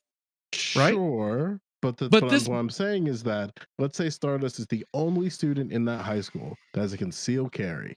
Do you think they would make a sign just for her? Wait, Joe, I thought you were saying against that? answering questions with just a binary yes or no. Do you really I have no problem. I work better in black and whites anyway. It's fine. Calling me dad now, like if this is It's how we're fine. gonna do this. It's fine. Joe, look, I have no issues with or without I it. gotta address Gappy because this is actually gonna get weird fast. So listen, man, loading a hypothetical that is inconsistent with the reality representative's face, is not how I'm gonna do things, right? I'm totally happy to talk to you about the way that state representatives determine SNAP eligibility, and it's the same state representatives that determine what locations are eligible under the MNP. But don't load a hypothetical on things with the state and then ask me as not a state representative, like, well, what do you think about this, and that? It's between the person who is applying for the SNAP benefits and then the state. Those are the You're a two people who should be political having that streamer. I can ask you about your opinion conversation. about it. I'll try to avoid loaded And listen, hypotheticals. black Like, people for don't fuck with example, a hypotheticals. hypothetical about Black someone people who's don't fuck with quadriplegic, hypotheticals. elderly, I'm being real disabled, with you. unable to cook, doesn't have the time to cook, and is 30 miles away from literally everything except a McDonald's. All right, I'm muted now. Hold on. Okay, Sounds we gotta good. Sounds we good. gotta move on to the end though. So Joe, do you have anything else to say before we close out? listen, man, when people drown, they want to just like grab or something. That's all good. I'm with it. Okay, so before we do this, I've gotten I've gotten a few emails, not a few, I got like 2, and a few DMs and a few messages about like condom discourse as a debate topic, and I'm gonna be very clear, that's never gonna happen at any point. Are we gonna be debating that on any panel? This championship recruitment, anything. So just stop asking me because it's not gonna happen. Anyway, week. we're gonna go to closing statements now, and we're gonna start with Tiberius. Oh, okay, cool. Oh, are we doing outros too? Yes. Okay, cool. So, as far as my closing thoughts is that I think it outlined very well in my intro is that I'm not a parent, but just putting myself in a parent's shoes for a second, giving 18-year-olds guns in school sounds like a great way to lose your next election. I don't know why this is a thing. Like, holy crap, guys. Anyway, on the other side of that, if you were interested in anything that I had to say, whether you think I'm a dumb son of a bitch and you want to tell me I'm wrong, or you actually love what I had to say, you can check out me on the Mask Off podcast, usually Fridays, Saturdays, and Sundays. And you can check out my good friend Connor, who I have to thank for keeping me under the video cam of him painting the entire stream. Appreciate that, buddy. They know who you are. Yeah, that's true. They do. Anyway, without further ado, yeah, check us out on the Mask Off Podcast Sunday night, 9 p.m. Eastern Standard Time to 11. We kick ass and take names over there, and you can see all of us and our wonderful friends. And without further ado, thank you for having me. Throwing it over to Stardust. Hey, I'm Stardust, and you know what? I advocate for every man, woman, and child to be allowed to own a tank. Forget the guns. We can just have a gun on the tank. I think I would feel very safe in a tank, because I feel very unsafe all the time. Because I'm always scared because life is terrifying. But you know what? That's okay. Because I still go outside and do things even though everything is terrifying. Yeah, tanks No, for Star, everybody. there are Yeah. a lot of benefits of tanks. Like one of the benefits of tanks that I think a lot of people don't consider is exactly how thick like tanks are. Actually, the metal, they're so thick you can't actually get a cell phone reception from within a tank, meaning you can't look at Stardust tweets. So it's another benefit. Wow, thank you, Dylan. No Well, problem. another benefit is that you'll never have to see me again because I'm never leaving the tank. So, and if you ever insult me like that again, I'm gonna roll up to your place in a tank and I'm gonna just bulldoze over everything. So, Amazing. yeah, In City fun. Skylines, not in real life. Yeah, well, in Roblox. Check me out. I'm Stardust on Twitch. It's spelled exactly how it sounds. And I don't know why Dylan hates my tweets, but he sucks. So, Wow. I love you, Dylan. So, yeah. You are a friendly friend. What Sorry, the fuck is that I, supposed to mean? I don't. I'm very weird about the word love. Like when somebody says I love you, like on the internet, I'm working very hard Mhm. not to say I love you too because it forms parasocial shit. I think it's different because you're another streamer, but it's like a personal rule I'm developing. No problem. I see the No way it problem. is. I'm just angry because I don't have a tank and you do. I don't Throwing it have a over. tank yet. Oh, then we're both shit. We're throwing it over to Redneck. When I buy my first M1A1 tank with my crypto billions, Stardust, I will actually reach out and pay for a flight for wherever you are to come and drive it on my track at my property. Okay. So you'll be the first one when I get my tank, and I'm going to buy a tank. I definitely am going to buy one. For fuck's sake, I'm definitely buying a tank with my first crypto millions. I think all of the things we talked about tonight, my take has been from a libertarian standpoint, and I think Connor called it out earlier. I truly am about the individualism. It is about you as much as possible. The gun ownership, I believe, is your last form of protection, and I believe everybody should have a weapon. Period, because there are wolves out there, and the government, the police. I don't trust them to take care of you as much as you can take care of you. Now, does that mean that I want you to go shoot everybody up? No, it means I want you to be able to understand that it's for defense. I mean, you should only, I was raised where you don't pull a gun unless a gun's been pulled. And if you pull a gun, you're going to use it. You don't just pull it to show it. If you pull a weapon, you use the weapon, and you don't use the weapon to hurt, you use the weapon to kill. That's how I was raised. And I was raised that way from a very young age. So when I ask you guys memeingly what happened to culture, what happened to our society, and we're always, talking around these things, it's always about fear. It's always about somebody else's fear about what can happen or what will happen. And I think your word and your gun and your weapon and the ability to defend yourself would be able to navigate the rest of those waters that we've all been bitching about a lot easier. That's about it. I'm Redneck. You can find me wherever you want. I'm just an old dude that likes to smoke pot, eat twat, and smile a lot. Throwing it over to Montreal. Eating twat. Well, I mean, I guess you could do that. You could do it that way, I suppose. Guns. Geez. I feel like sometimes a lot of people might have a gun in their car. All right, because it makes more sense in the environment you're in, right? And if someone takes the car that just happens to have a gun in it like all the time because that's just the way you live out there, and they put it in the parking lot and do absolutely nothing with it, they shouldn't get arrested for it. All right, if it's really a problem where you live, then I think the mayor or the school or more localized authorities can make really really harsh rules, okay, to stop that thing. I don't think there's anything stopping that unless I'm misunderstood the American system. In any case, my name is Montreal Player. Oh yeah, that's right. And you know what? Actually, I should have just gone the meme route. Yeah, fuck them. You know what? Lower the gun age to whatever the fuck you want. Okay, and shoot each other in schools in Minecraft. That's why I homeschool my kid. Because don't have to mingle with any of yours. God damn it! Really, it's such a problem. I'm the host of the High Times podcast with Critically Thinking Veteran. On Tuesday at 9:00, we have great guests. Stardust was on one of them at one point. We just talked to True Mama. Before that, Aiko. Just a great time. 3 people, sometimes 4, chilling out, having a joint, okay, and taking things to the most ludicrous places. That's it. Have a great night, everybody. Wonderful. I'm gonna throw it over to Loner Box. First of all, Hassan is a fucking idiot.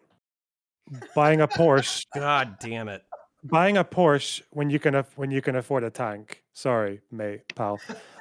When I said that, when I spoke about the suggestion of like scrapping guns and going for pool cues and pint glasses and like real men, I was joking. Obviously, like I think the cultural problem isn't so much like people pulling the gun first or whatever, because that's still wrong. I'm pretty sure you're still, anyone who like pulls a gun on someone who's not threatening them in America is breaking the rules. I think the problem is actually like, I'm fine with people having like sparring and jujitsu and all that MMA and all that shit, but then like I think the problem a lot of it arises from is that like male fascination with power and violence. Like Nicholas Cruz, when he was pretending to be insane to try and get an insanity plea, slipped up because he told the interrogator about a time when he lost a fight with another student over a girl and lost, and they said he's just given us a motive. That's all it takes for some people. Like the level of humiliation that goes with that and the amount that we attach to someone's masculinity when it comes to violence is like quite damaging. But they're gonna have guns. It's what we have to expect. I just maybe hope that Redneck stays consistent when, given the fact that young adults in America now favor socialism just as much as capitalism, and it's been on the rise since like 2010 at least. It's only going to be higher, it seems, based on current trends. So when the majority of Americans become revolutionary communists and they use guns to back it up, look forward to it. Preach. All right. Okay, I'm gonna throw it over to Joe Lewis. Yeah. Today, hundreds of teachers protested in San Juan and a bunch of other cities in Puerto Rico for higher wages and pension. And it's pretty incredible to see that it's possible for groups of people to take a stand on something. And what frustrates me, and Puerto Rico is a very interesting story in terms of American history, is that the federal government hasn't given a shit about schools for an incredibly long time. And something that I'm very passionate about is the extension and the expansion of federal funds to schools. Like, as much as I am very excited that teachers in Puerto Rico are able to organize at that scale to walk out of institutions and protest against the state, I am very frustrated that we even have to hit that point. Teachers are treated like shit. We have a national teacher shortage and a national sub shortage, and both of these things couple each other. And I don't know how long it's going to be and how many more stupid kids we have to shit out of the public school system before we finally fund this thing.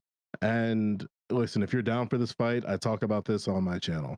It's predominantly on political education and political, when I say political education, I mean politics within education, and then Flavor Flav on the weekends. So if that's something you're down, if that's something you're down for and you wanna have a good time, then my channel is the place for you. Twitch.tv/Joe Lewis. Who is the country girl named? The only one who actually should have won?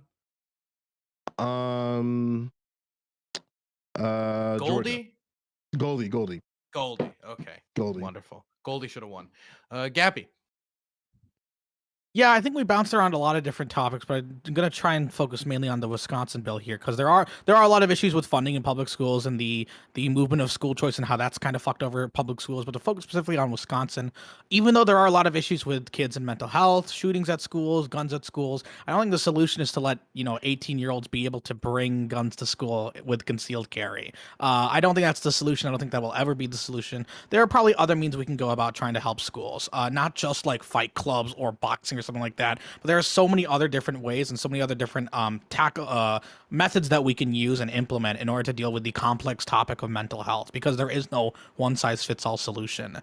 In terms of the shameless plug, my name is Gappy V. It is twitch.tv/GappyV. I actually mainly do apolitical stuff, so there's a lot of React content, lots of games. We're probably going to do a lot of Yu-Gi-Oh! Master Duel tonight for any Giga Chads here who aren't stupid enough to like Magic the Gathering, because that game is dog shit.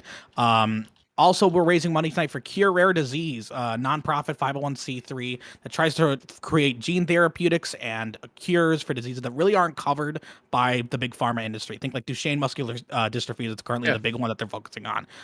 So feel free to reach out and help donate there. Wonderful. And with that, I think that's everything. Connor, you got to go, right? Nah, buddy. What? Oh, well, Connor, you get to go. All right, so I'll just shout myself out then. So I'm not on the panel scene as often as I want to be anymore. I am working until 8:30, so if you don't see me as much, then that's the reason. I do miss being on the scene and yelling at people. It's beautiful. Hi, CTV, I see you.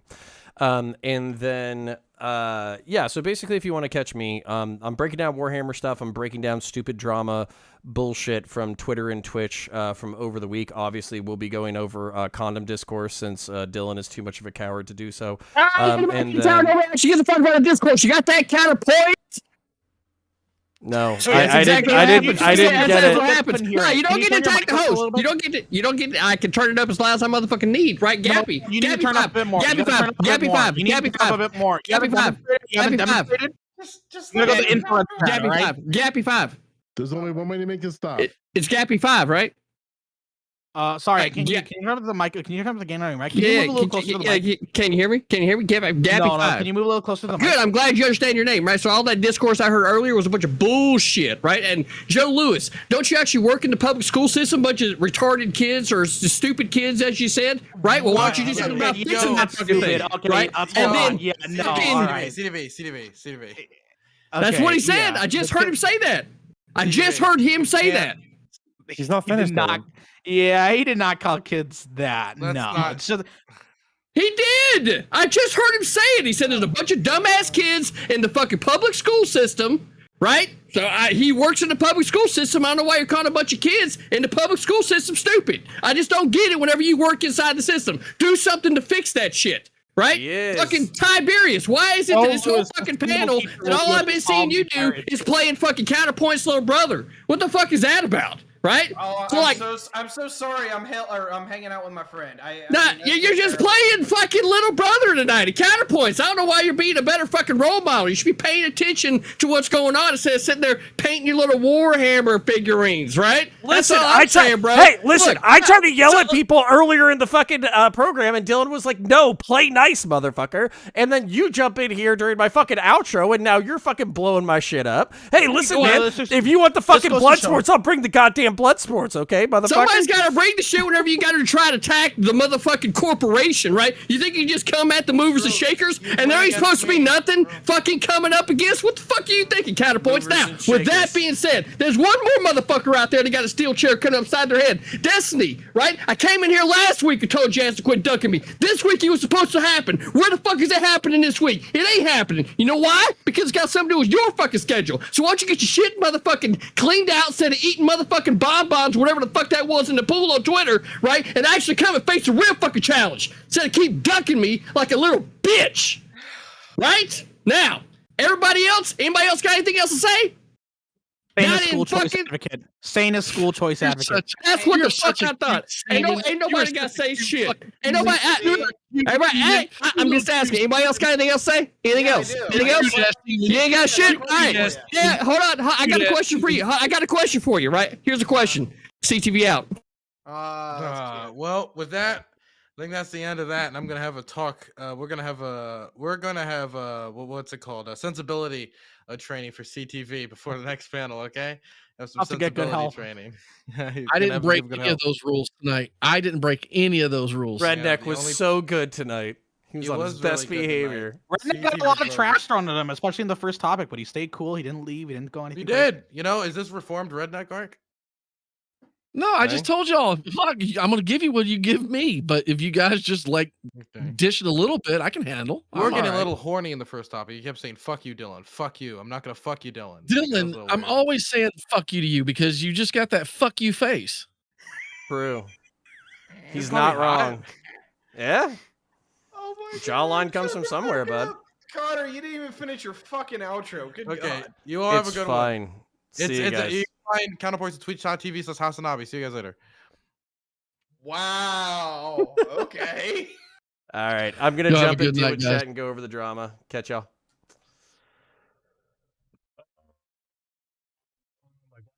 Full cam. No, I don't want that to be the full cam. Are you kidding me? Properties. Give me a second. Split cam. Deactivate. Activate. Hi, guys. How are you doing tonight?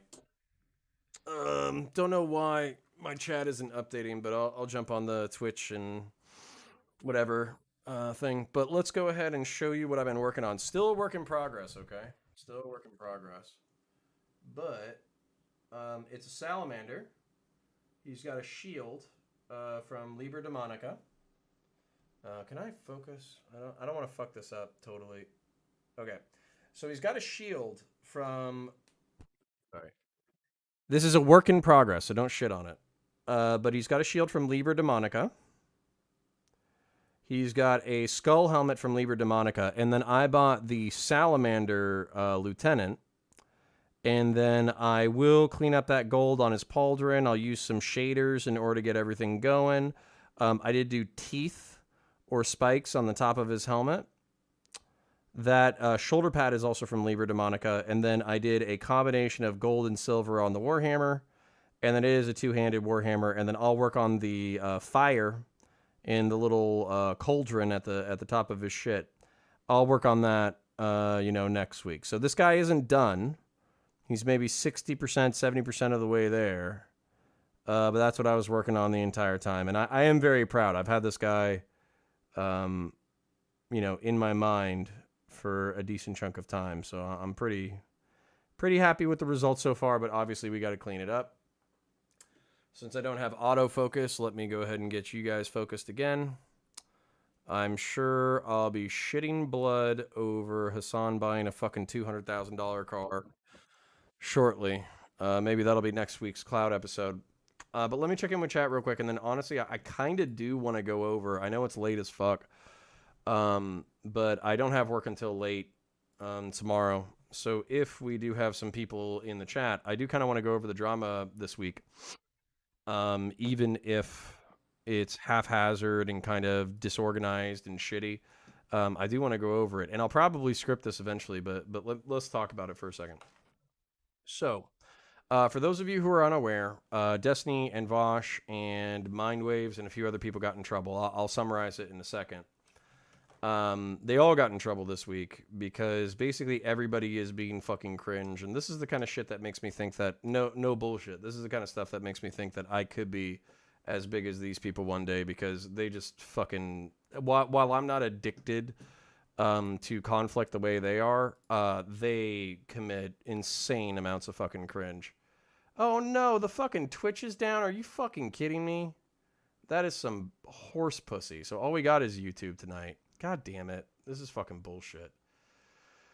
Whatever. All right, let's talk to YouTube chat. So, basically, let me just pull up the chat real quick, and then I'll break down the bullshit for you. So I hope that was okay. It wasn't the craziest Hippy Dippy that I've ever been on, but you know, they're not all gonna be fucking crazy. So let me go into my Go Live chat, and then we'll talk about what happened tonight or this week. So I got your chat. Paint you like one of the French girls. All right, so let's do it really quick, okay? So, number one, so a gal, I believe a femme, I believe a gal, tweets, "Hey, I had a guy stealth me this past week, and I felt like shit, and I didn't confront him." And basically, what stealthing is in the middle of fornication, they remove the condom and continue to have sex. And that person didn't feel comfortable confronting them in the moment, and they decided they felt like shit, and they tweeted about it. Then what happened was Mindwaves tweeted, "Hey, if you're not mature enough in order to tell somebody in the moment to reassert a boundary, then maybe you shouldn't be having casual sex." This is correct, but at the same time, what's fucking cringe about that is somebody's basically admitting to being sexually assaulted, or at minimum having a boundary violated, and you're basically telling them that they're a piece of shit. Of course, it's cringe to tweet it in the first place, but it's also cringe to quote tweet it, because you're basically making somebody who's already in a shitty situation feel like shit, and you should have some level of empathy for the original person. So Mindwave's kind of fucked up. But then, Destiny, being the fucking, the person that he is, he basically throws himself into the fucking mix and, proceeds to quote tweet and tweet a few times, in order to stir up discourse, because of course that's what Mr. Destiny does, is he, tweets himself into a fucking corner as aggressively as possible, but then pretends that he had a very neutral take the entire time. That's kind of his shtick, but this time it was a little hot even for Mr. Destiny, okay? So basically, the assertion was, if you can't reassert a boundary during sex and not feel awkward about it, you shouldn't be having casual sex. Again, this is a correct position. But if somebody's being fucking sexually assaulted, you can't discount the fact that they might freeze. So this is something that Hans of Arkir, our mutual friend, I love Hans, always will. Doesn't matter if he's based or cringe, he will always be a friend of mine. But basically, I know that Hans had an issue where he went into a casual sexual situation. Somebody pushed a boundary with him. He felt uncomfortable. He reasserted a boundary. They pushed it again, and then he kind of froze, and he didn't like it. Also, I'll tell a story of mine where, if you've ever heard of the game Gay Chicken, I was going out with friends. I was probably 19 years old, fresh to the Marine Corps, just broke up with my girlfriend. We're going out to get drinks or whatever, and then people start playing Gay Chicken with me, and I don't even know that we're playing Gay Chicken. I might have heard about it like once or twice before, but basically two guys put their hands on my legs simultaneously, and they creep dangerously close to my actual genitals. And I basically have a fight or flight reaction, because I'm stuck in the back of a car with two dudes who are basically on the verge of groping me. And I'm literally wondering, it's like, I'm not even wondering, I'm not even thinking. So I didn't fight them, and I didn't freeze. And then they were like, ha ha ha, we're just kidding, it's Gay Chicken. I learned what Gay Chicken was later. It was funny later. But basically, without my consent, or without explaining to me what the game was, or without, Marines are gay, by the way, so if that was like, hey Connor, that sounds pretty gay, yeah, Marines are gay. So the point is that I experienced that physiological reaction, even if it didn't amount to anything. And I know Hans has experienced that physiological reaction, even if he was able to escape from the situation, and we're both 6'4", 200-pound dudes. So if we've experienced the physiological reaction where we've been in sexual situations that we didn't consent to, and then we got into a fight or flight or freeze response, and then as a result we had a slight freeze response, then I think it's fair to assume that femme people, who might not be comfortable articulating their problems, they can experience a freeze response as well. And if anything, that's the main gripe that I have with Destiny, is that he didn't give that any credence. He basically said that if you have a freeze response, if somebody's sexually assaulting you, and I don't think he gave it this much credence, but he basically said, if somebody is sexually assaulting you or somebody changes the nature of your sexual interaction, you need to have the ability to reassert your sexual boundary in the moment, especially if you're going to have casual sex. I think that's totally true. But ignoring the fact that this person was sexually assaulted, ignoring the fact that, basically people like me, 6'4", 220-pound people, have experienced the freeze response, ignoring the fact that Hans, also 6 foot change, big dude, experienced the freeze response before, that kind of tells me that you're not giving credence to the emotional damage that has occurred to this individual. Now, this is where it gets a little complicated. This individual in the thread admitted that they had this happen twice before, and while Hans and Destiny were having a debate about it, they admitted in Hans's chat that they had actually been raped before. And so what I would say to that is, you shouldn't be having casual sex. Sorry, I believe that with my whole fucking heart. If you have had a sexual experience, it doesn't matter if it's within the context of a relationship or outside of the context of a relationship, where somebody physically assaulted you and raped you, and then you've had 3 people who have stealthed you, 3 separate people who basically thought it was okay to push sexual boundaries with you, then casual sex is not the environment for you. And I agree with Destiny that way. However, where Destiny was an absolute fucking monster about it, was basically not acknowledging that there was a human being who was raped and sexually assaulted, who was at the center of this discourse. And if anything, that's my frustration with this entire discourse, is that there's no acknowledgement that there's a real human being at the center of this discourse. And maybe we should all keep that into the way that we phrase things, the way that we talk about things. We should bring some level of respect and deference. If rape is one of the worst things that can happen to you, along with maybe like battery or murder, then maybe we should, associate some level of respect and deference for the emotional trauma while still asserting our positions confidently. And so, so I agree with Destiny. I just think he was a massive fucking douche about it. And I think that the backlash that he received as a result of being hyperbolic and uncaring and sociopathic in his debate with Hans, I think is deserved. So if he feels like he's catching undue shit, I feel like it's about fair shit for what kind of happened optically in that debate, and also him not recognizing, despite being on this platform for decades, that is kind of like, you can expect people to react this way. So if you're going to be hyperbolic and sociopathic about it, you can expect people to have a strong opinion about it. So don't act shocked when the fucking mob comes from your head, when that's the way that you're dealing with this very serious subject matter. All right. So now it gets a little bit more into the meme territory. So Vosh, while under the auspices of taking on Destiny seriously along his points, basically just calls Destiny a rape apologist for like 25 minutes. You can go find the video on his channel.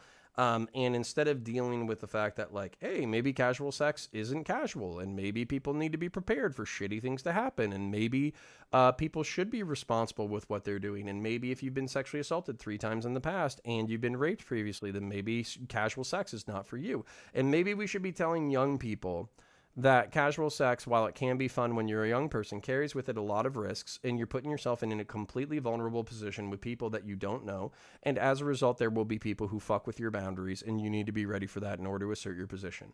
And even if you have a fight or flight or freeze response, you need to be confident rolling into that position that you know what you want, and you're capable of articulating that, and educating young people who are going to engage in this scene, which I think is wholeheartedly terrible for you, and wholeheartedly terrible for you long term. Educating people on this subject matter is not a bad thing. That would be the steel man of Destiny's shitty behavior. But that's not what he did. Vosh just called Destiny a rape apologist for the better part of 40 minutes. He clipped out the most offensive and shitty part of Destiny's behavior during the debate with Hans, and then just played those clips for his audience and basically said that Destiny is a spite-driven rape apologist. Then, when Destiny called out Vosh for basically not being able to back his points and also not being able to defeat his points, which, of course, This is why I'm kind of saying it's gross that we have a serious subject at this core of this drama, but we're not paying it any level of deference or respect. Vosh basically backs, but he doesn't back away. I don't think he had any intent of ever debating Destiny, but what should have easily been a clash of these two characters along lines that they ostensibly care about. You know, if you had steelmanned what Destiny had said, if you had, and this is a little bit of advice if Vosh ever watches this or if anybody ever links him a clip or whatever. If you had steelmanned what he said and said, yep, casual sex is sometimes dangerous, even femme and demure people need to be ready to reassert sexual boundaries after they've already been communicated, and while Destiny was an asshole in this rhetoric, there is an undercurrent of a point here that I think is worthy of addressing and also worthy of spreading to my young audience to make sure that they're safe if they choose to engage in this behavior. If that had happened, and then he said, hey, Destiny, you're a dick, and I don't like the way you handled this situation at all, and you forgot that there was a human being at the center of this drama, therefore I don't want to engage with you, I think that would have been a lot stronger than basically just calling him a rape apologist for 25 minutes and then refusing to engage in the debate. Because basically when it came to calling him a rape apologist, I don't think Destiny's a rape apologist. I think that he levied criticisms in a really shitty way, but there's still the undercurrent of a point there. And so, steelman and backed away, I think it would have been a stronger move. Straw manning and then backing away, I think was not the strongest move, to put it lightly. So yeah, and that's kind of where we're at. I'm happy that, I wish I could have dedicated a whole episode of Clout to this, you know, that way I could have broken down all the minutia of it. But this is also kind of like my coherent thoughts in an abbreviated frame, which maybe it should be abbreviated because of the sensitivity of the subject matter, and maybe this discourse needs to die as quickly as possible. So maybe that's good that Dylan invited me to Hippy Dippy tonight, and even if it was chill and it wasn't the craziest Hippy Dippy ever, maybe it's better that this is the way that it broke down.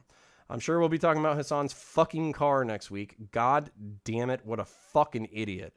I can't believe that these, like I get it.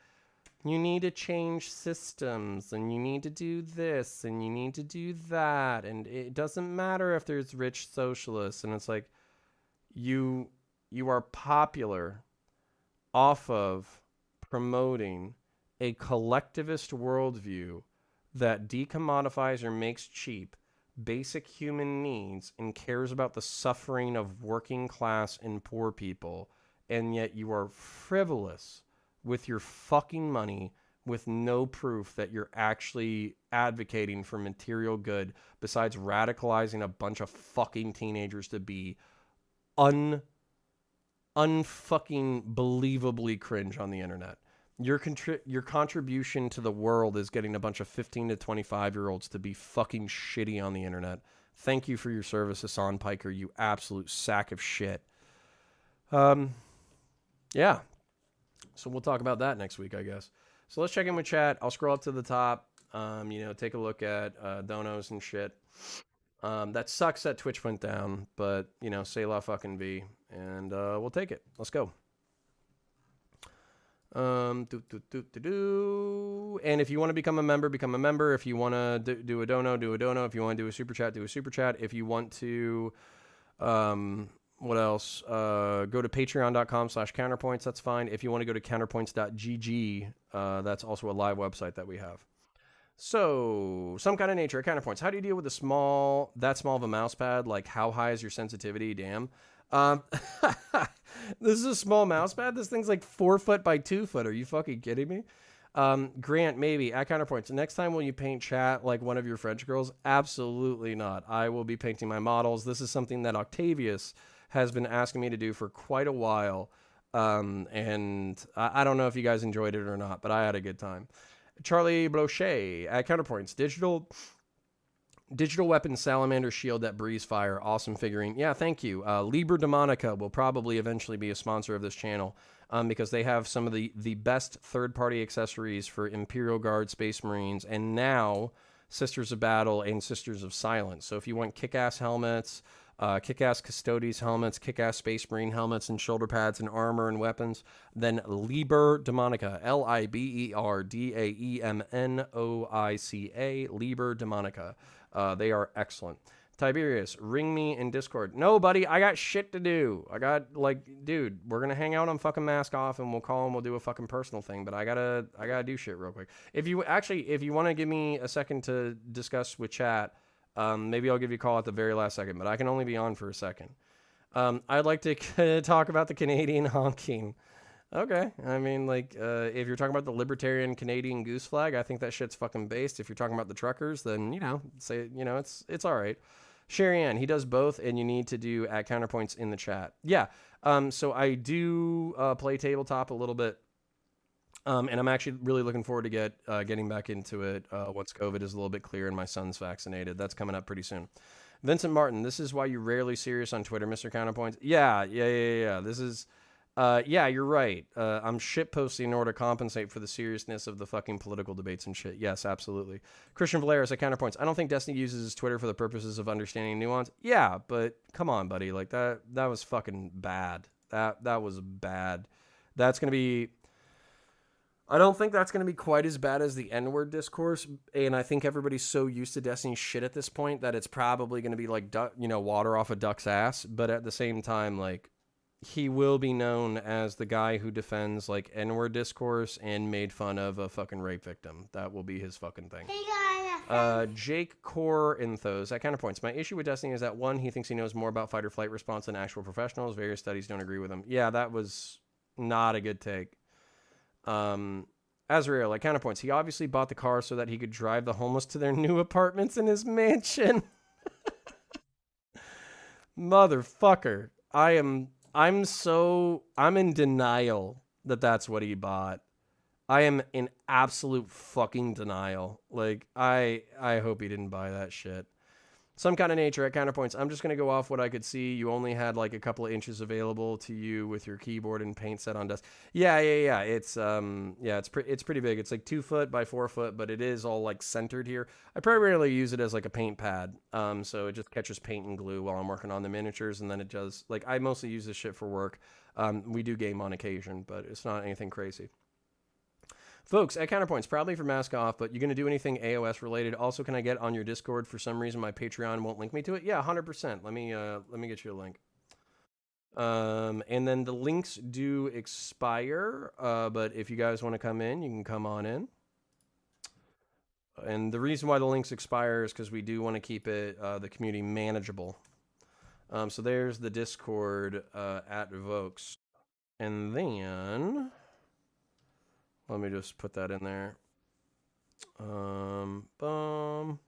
And then, common, for some reason, mine. Yeah, I'm probably not going to do anything Age of Sigmar related, except for eventually I will use Stormcast Eternal Bodies to make some Thunder Warriors. Eventually. And then I'll use female Stormcast Eternals to make, like, Primaris Sisters of Silence when I do a Custodes army. Common Cure, I had something important to ask you, but I forgot. I'll remember in a few days. Perfect. DM me on Twitter, DM me on Discord. Common Cure, always welcome. Thank you for the $5.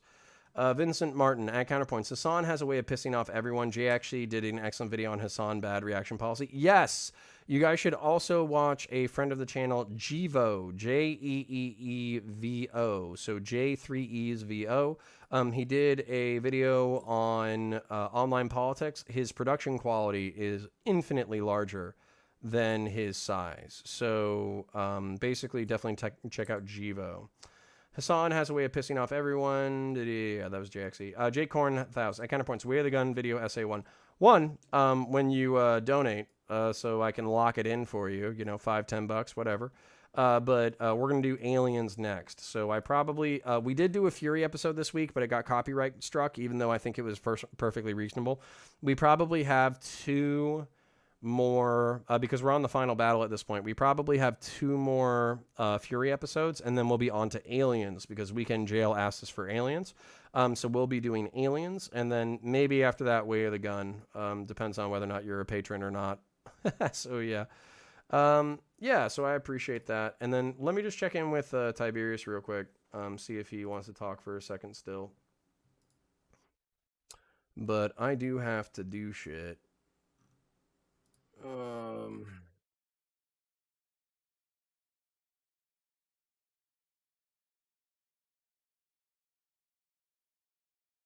All right, and then I just DM'd them, and then I'm just gonna check out some DMs or whatever.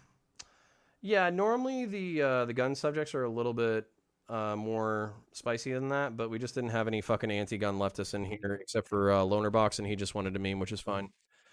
So yeah, there's Taze getting black-pilled. Jim Cram sending me an interesting video. I'll check that out in a little bit. Can we have a math lesson on Sunday? Sick. All right, so let's take a look at this. Vokes, as soon as you linked your Discord, my tax return hit, so here you go, have some welfare. Ah, thanks, buddy. So appreciate here you go, appreciate have it. some welfare. So fucking, what is it? He hasn't responded. Let me take a look. Oh, just responded. Go to bed, dude. See you Sunday. All right, awesome.